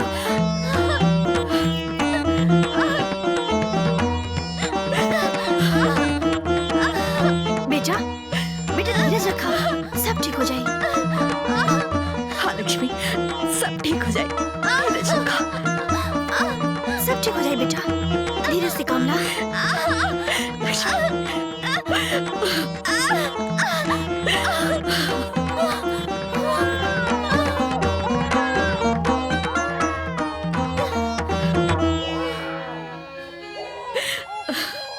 लक्ष्मी पुत्र पैदा भइल बा। लक्ष्मी बेटा भइल बा।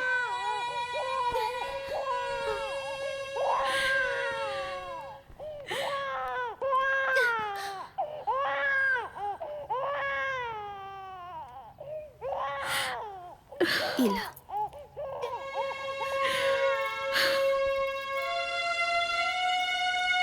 लक्ष्मी हैला कान में बांध ला, काहे कि ए समय कान में हवा ना लगे के चाहिए।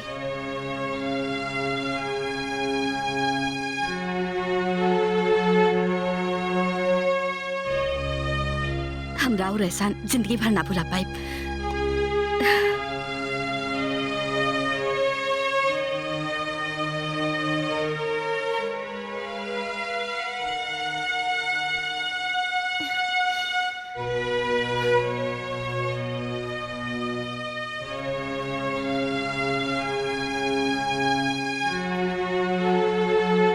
आराम से। हाँ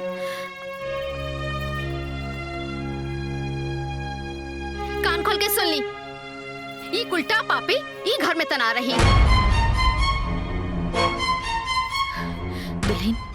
ऐसे मत कहा। ऐसे हालत में लक्ष्मी कहाँ जाए? कहाँ जाए? काहे? ओकरे लगे जाई जेकर पाप तू लोग ढो रहल बाड़ा। मोना ठीक कहा तारी। इस शरीफ लोगन के गांव घर बा, ऐसा लोगन से पता ना का असर पड़ी। ए चुप करी रहुआ। जानकी बहन फोड़ द बिटिया के मुंह, नहीं ता छटा जेबू समाज से। सही बात बा।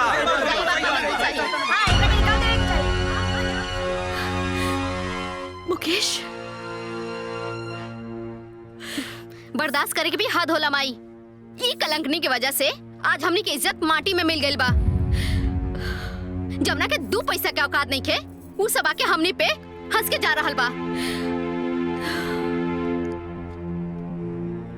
चुपचाप बोल दी कि एजा से निकल जाए, ना तो हम एकरा के धक्का मार के बाहर निकाल देब।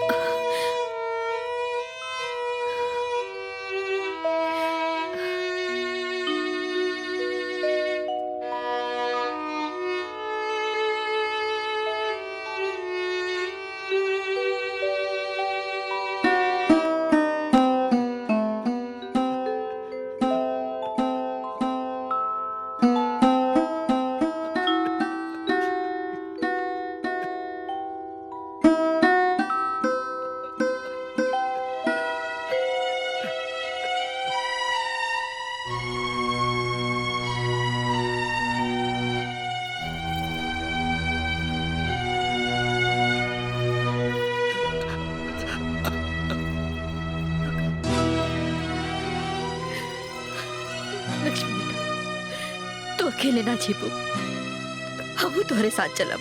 हाँ, तू जा। ई घर में तार कोनो काम नहीं के, जा।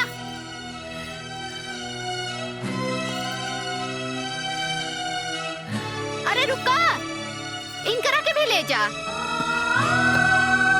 दिन रात गोड़ छोइया और खूब आशीर्वाद लिया। ये पहेज के सेवा हमरा से ना होई, लेके जा।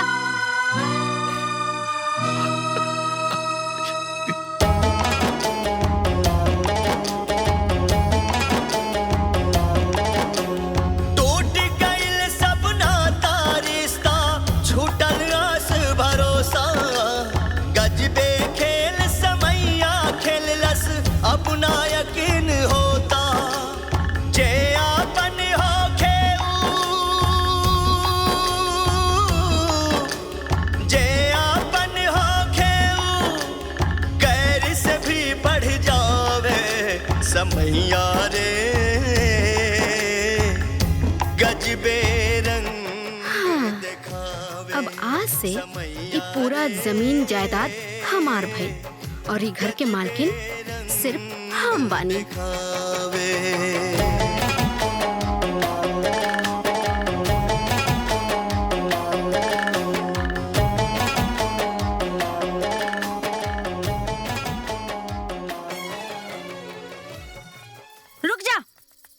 देखा आ गई कुलछनी। लगत अभी मोहल्ला छोड़ के जाए के पड़ी। ठीक कहा तारू दुल्हन। आलोक साचे कहेला कि एगो मछली पूरा तालाब के गंदा कई देले और तालाब के साफ रखे खातिर मछली के निकाल के फेंक दिया जाला। खुद तालाब अपन जगह चेंज ना करेला।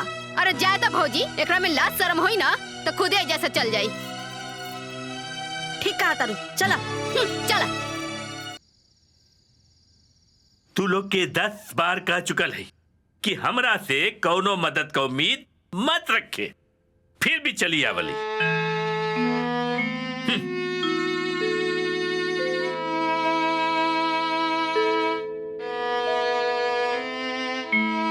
हे छठी मैया, तोरा रहते हमरा खातिर सब दरवाजा कैसे बंद हो सकेला? कौनो रास्ता दिखाई।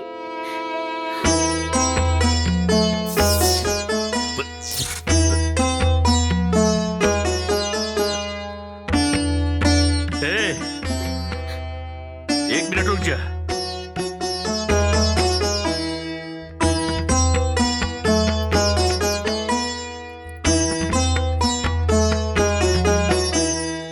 हैला चाबी। गांव के बहरे ना हमारे को घर खाली पड़ल है, वह जाकर रहा लोग।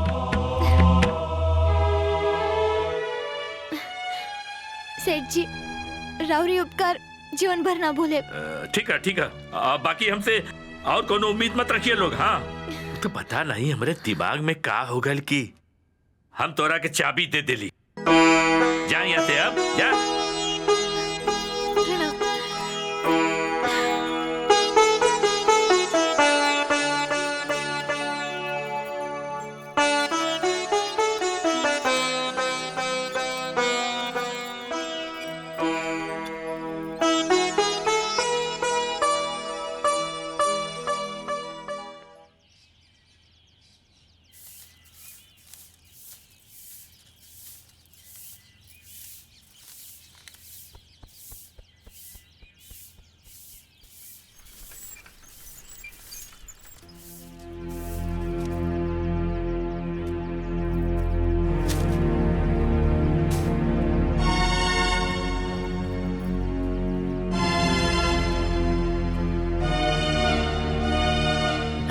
ये तुहार बहू भेजली है। अब कहले बाड़ी कि लक्ष्मी के हमारे घर में कोनो सामान ना होके के चाहिए। दिवाकर, तू कौने जन्म के बदला लेला हमरे बिटिया से? हमरे बिटिया की जिंदगी बर्बाद कर देला। भगवान करे कि तू बर्बाद हो जा। देवाकर जी के काहे दोष देता रो माई, जब अपन ही नसीब खराब बा। चिंता मत करो, छठी मैया सब ठीक कर दी है। हमके पूरा भरोसा बा। मैं हम कोनो छोट मोट नौकरी ढूंढ ले ताकि बाबूजी के दवाई के खर्चा और घर के खर्चा हम निकाल सके। तो चिंता मत करो।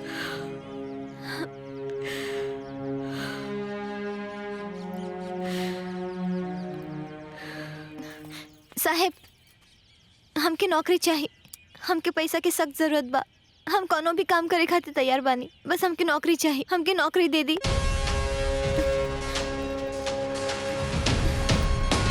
ई का करता नहीं साहेब? फिलहाल तो हमरा लगे ये वो काम बा। हमके खुश कदा रकम जन तू कहा।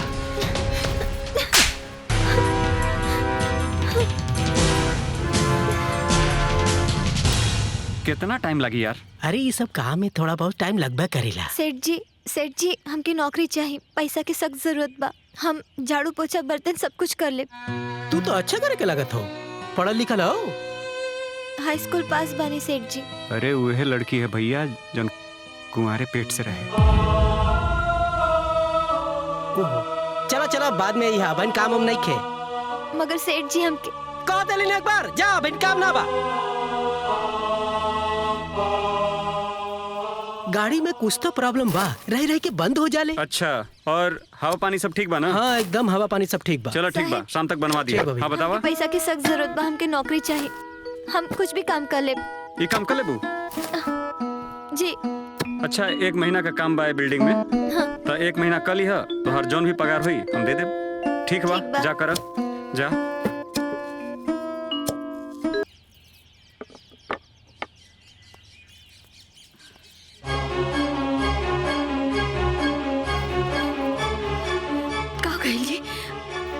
चिंता मत करी, सब ठीक हो जाए। लक्ष्मी कहीं भी आना ओकरा के कोनो काम मिल जाए और राउत दवाई ले आयु।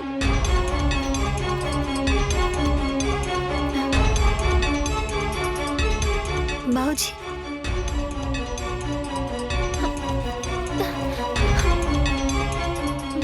बाबूजी की दवाई के इंतजाम हो गई। माई एगो बढ़िया नौकरी लाग गई बा। अब घर के खर्चे में कोनो दिक्कत ना है। अब सब ठीक हो जाए। हाँ।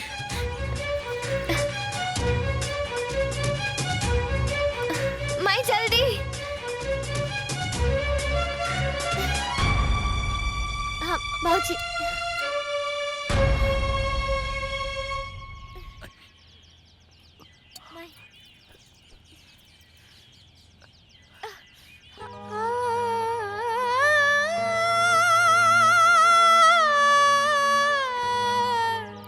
कुछ ना बाबूजी, छोट मोट चोट लग गई बस।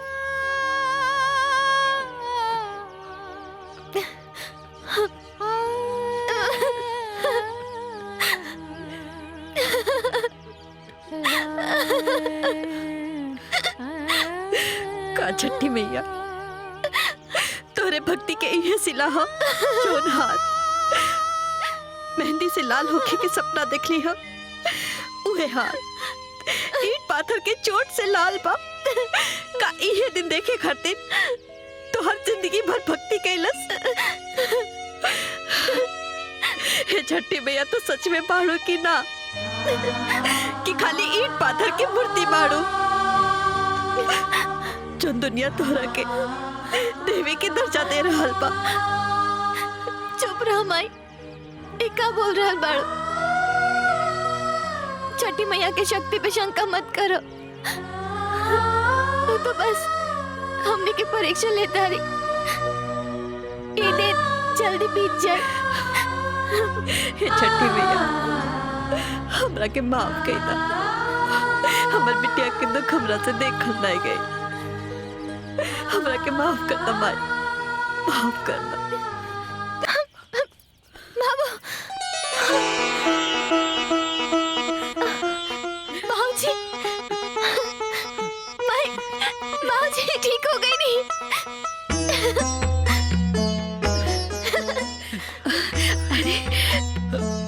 रुआ ठीक हो गई नहीं?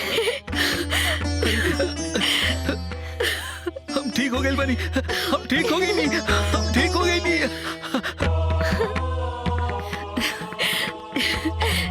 छठी मैया, छठी मैया की जय, छठी मैया की जय हो। छठी मैया। रक्षाबंधन पर बाजारों में खासी रौनक देखने को मिल रही है। राखी और उपहारों की लगातार खरीद हो रही है। 2 से लेकर 2,500 रुपए तक।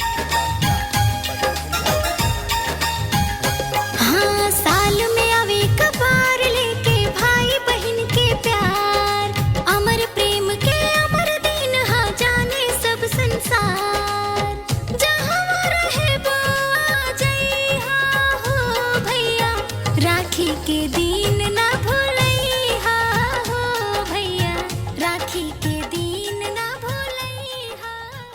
इस दिन का बेसब्री से इंतजार रहता है भाई और बहन को। बाबू, हम अभी आवतनी।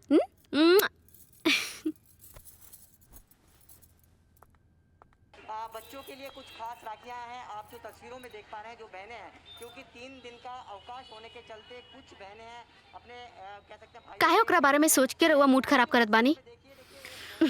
हमके अपन चचेरा भाई के राखी बांधे जाए के बा, रउआ हमारे साथे चली।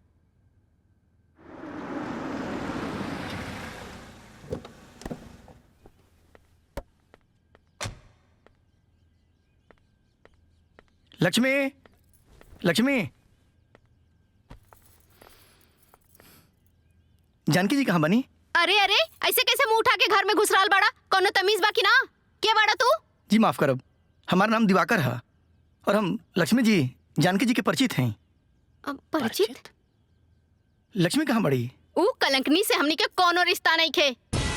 हाँ, जाके देखा के हुआ और के साथे मुंह काला करवावत होई। अरे हम लक्ष्मी जी की बात कर रहल बानी, और वही लक्ष्मी जी जौन भक्ति गीत गावेली। ये नया वाला घर उनकरे है ना? जी उनकरे घर बार वो सही घर में आइल बनी। दुर्भाग्य से उल्टा हमरे बहिना, लेकिन ओकरा के हमनी के घर से बाहर ही निकाल देले बनी जा। ये का कह रहल बनी रुआ? तू अपन देवी जैसन बहन के घर से निकाल देला? देवी? अरे कोनो देवी में भी ना है जे बिन बेहाई माई बन सकेले, ओकरा के देवी ना उल्टा कहल जाला, उल्टा।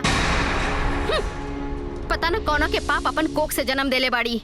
अरे वो हमार बच्चा है, हमार लक्ष्मी जोन बच्चा के अपना कोख से जन्म देले बाड़ी ना, वो हमार खून है, हमार पत्नी के। अरे तू लोग का कैला लोग? एक निर्दोष पर इतना बड़ा लांछन! हे भगवान! एक मिनट, मतलब तू का कहल चाहता रहा? हम लक्ष्मी के कोख किराए पे ले रही। किराए पे? और जो बच्चा के जन्म दिले बड़ी ना, वो बच्चा उनकर ना, हमार बच्चा है, हमार खून।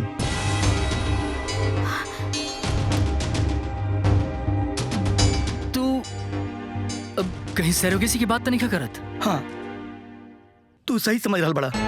सरोगेसी, हम वही सरोगेसी की बात कर रहल बानी। लक्ष्मी हमार बच्चा के सरोगेट माई बाड़ी। ये तो का बात करता रहा? दीदी सरोगेट माई काहे बनले लेकिन? तुहर जान बचावे खातिर, काहे कि तहर ऑपरेशन खातिर 10 लाख रुपया की जरूरत रहे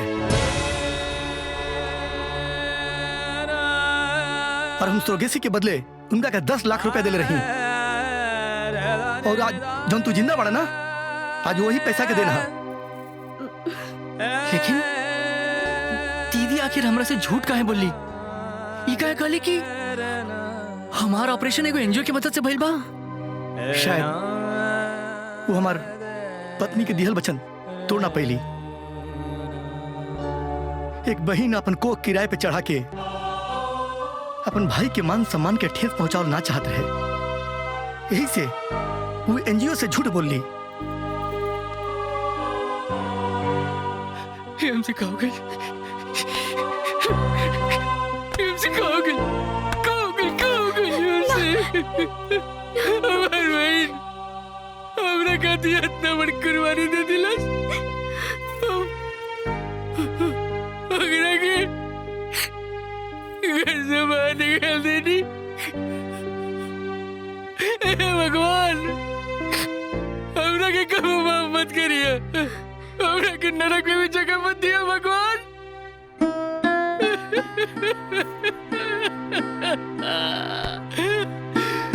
नरक में भी जगह मत दिया भगवान। समाज में गलती हो गई बा।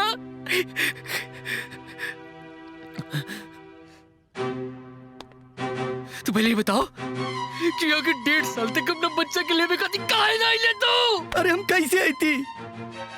हमारा एक्सीडेंट हो गई रहे, हम और हमार पत्नी कोमा में रह जा, और आज भी हमार पत्नी कोमा में भी आ। और जब हमरा होश आइल तो हमरा बच्चा के याद आइल और हम बेतहासा दौड़ के आई नहीं। ना एकरा पे भरोसा मत करिया, ये हमनी के साथे धोखा कर रहा बड़े। ये हमरा संग धोखा नहीं के करत, तू हमरा संग धोखा के लिए बड़ू कैसे की? अगर तू हमरा से झूठ ना कहती, हमरा पे भरोसा करी तो हम अपना दीदी के बहुत नोट करती। लेकिन हमरा मालूम बा हमारी दीदी भी कहाँ हुई। हम अपने दीदी के पास जाइब ओकरा के ढूंढब, ओकरा कोर्ट में पड़ब। हमरा के जरूर माफ कर दी, हमरा के जरूर माफ कर दी दीदी। मुकेश हे भगवान, ये हमरा से इतना बड़ा अनर्थ कैसे हो गया? माफ कर दी हमके। अरे महाराज का चिंता कर रहा बाड़ा? अरे लक्ष्मी से बढ़िया गायक दई तो के ठीक है हम बाद में बात करब, बतिया बाद में। अरे बेटा तू लक्ष्मी के बारे में का सुना था नहीं बाबूजी? एकदम सही सुन ले बाड़ा, लक्ष्मी ना गलत रास्ता चुन ले बिया। लक्ष्मी और कोनो गलत रास्ता ना बाबूजी, ये बात हम कोनो कीमत पे ना मान सके नहीं।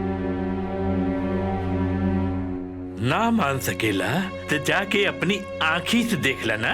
हमनी के जोन पुरनका घर हो वही में अपने दुधुआ बच्चा और अपने माँ बाप के साथ रह दिया, जाके कुछ देख ला।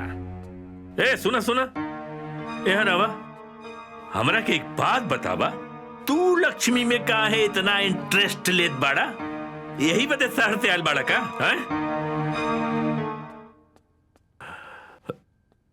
अरे बाप रे बाप, हमरा के तो दाल में कुछ काला नजर आवता। कहीं हम ही तो नाजायज बच्चा के नाजायज दादा तो नहीं की? अरे बाप रे बाप गई। अरे बाप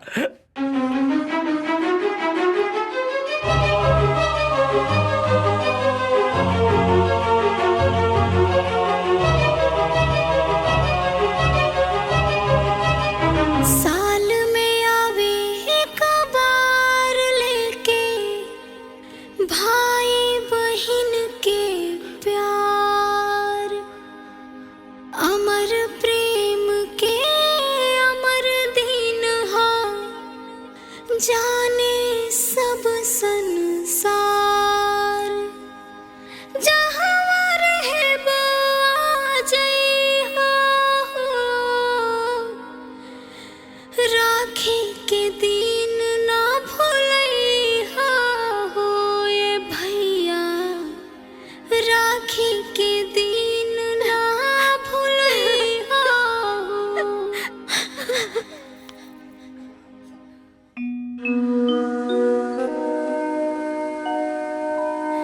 माई ई राखी के हकदार कलाई तो हमसे बहुत दूर चल गई। अब हम केकरा के बांधी भी राखी।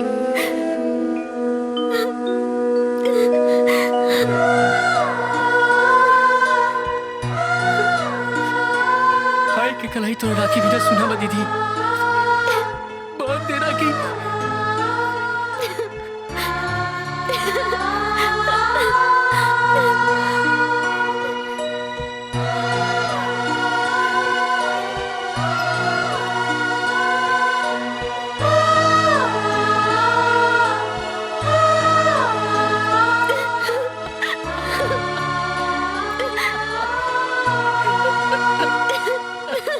दीदी हमके माफ कर दे दीदी, हमके माफ कर दे दीदी, हमके माफ कर दे। हमसे माफ हो गई। तू हमारी जान बचावे खातिर हमारी जिंदगी दांव पे लगा देली।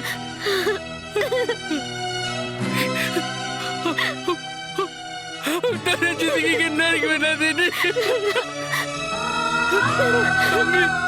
दुनिया वाला के भाषा बोल लगनी थी। भाई बहन के रिश्ता के बदनाम कर देती। हम भाई बहन के रिश्ता के नाम पे कलंक मारी थी। तुम मार मार मार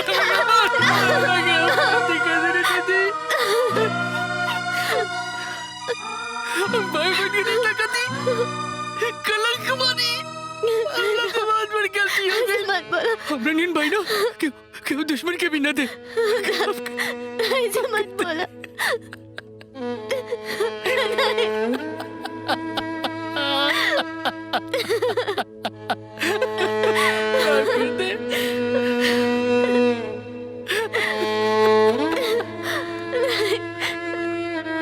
हमके बता तोरा से ही सब क्या कहला। हम बताए नहीं। हाँ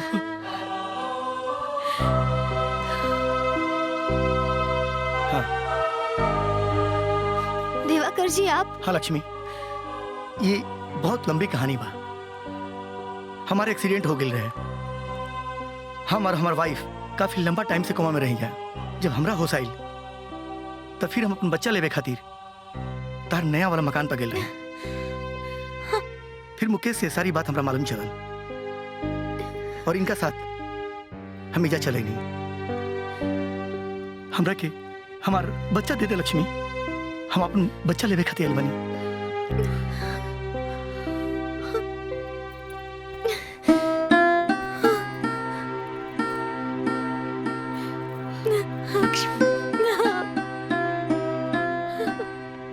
लक्ष्मी बेटा केहू और के अमानत से मोह कैसन दे दो,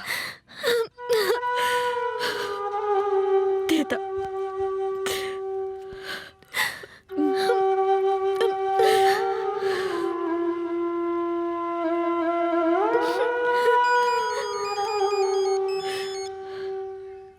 हेलो, हाँ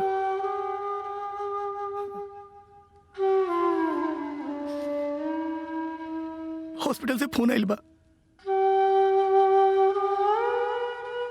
उषा के होश आ गइल बा। डॉक्टर बतैला खा कि वो बहुत कम समय के मेहमान बड़ी। वो अपन बच्चा के एक बार अपन सीने से लगाओ चाहता रही। बच्चा दे दा लक्ष्मी।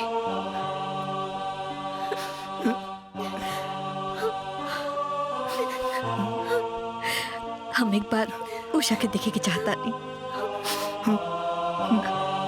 आओ लक्ष्मी।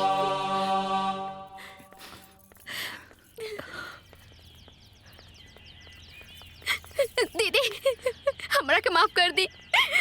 हमरा से बहुत बड़ा गलती हो गई। जौना दीदी के हमके रात दिन आरती उतारे के चाहिए, हम ओकरा साथे इतना बड़ा पाप कर देले। हमर सुहाग बचावे खातिर रउआ इतना बड़ा त्याग कईनी और हम हाथ जोड़ा तनी दीदी, माफ कर दी, माफ कर दी, माफ कर दी।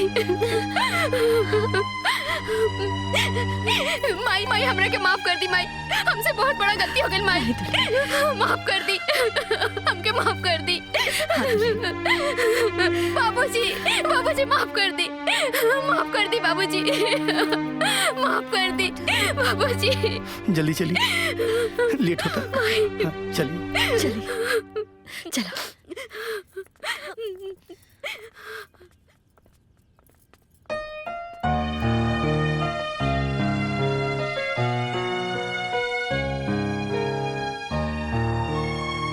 उषा, अपन मुन्ना उषा, अपन मुन्ना आइल बा उषा।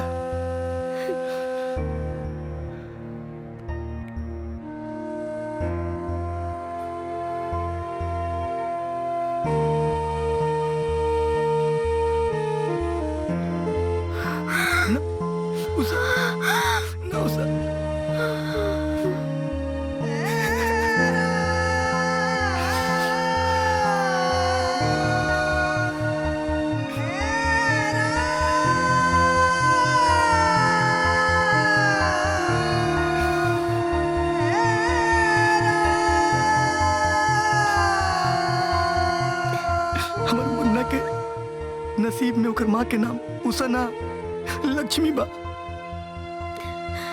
अब से एकर माई तू ही बड़ो और एकर लालन पालन के जिम्मेदारी अब तहरे बा। जिंदगी बहुत लंबा बा, हमार बात माना। तू केहू के हाथ पकड़ ला लक्ष्मी। लक्ष्मी, हमके आज भी तुम्हार इंतजार बा। अगर तू हमरा के अपना लायक बुझता तो हम पापा से रिश्ता के बात करी। हाँ हाँ कर दो लक्ष्मी बिटिया। शायद छठी मैया की यह इच्छा होके।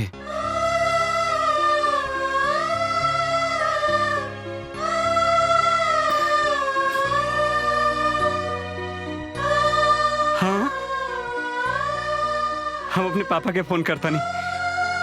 हे बेटा, फोन लगाए का कोनो जरूरत नहीं के। हम सब बात सुन लेनी। लक्ष्मी बिटिया सचमुच लक्ष्मी बिया और हमें तोरे ऊपर गर्व है कि तू एकरा के अपना लेला।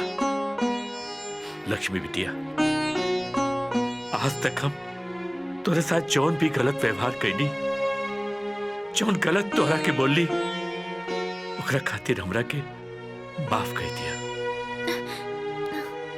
और लक्ष्मी के रूप में हमरे घरे आ जा।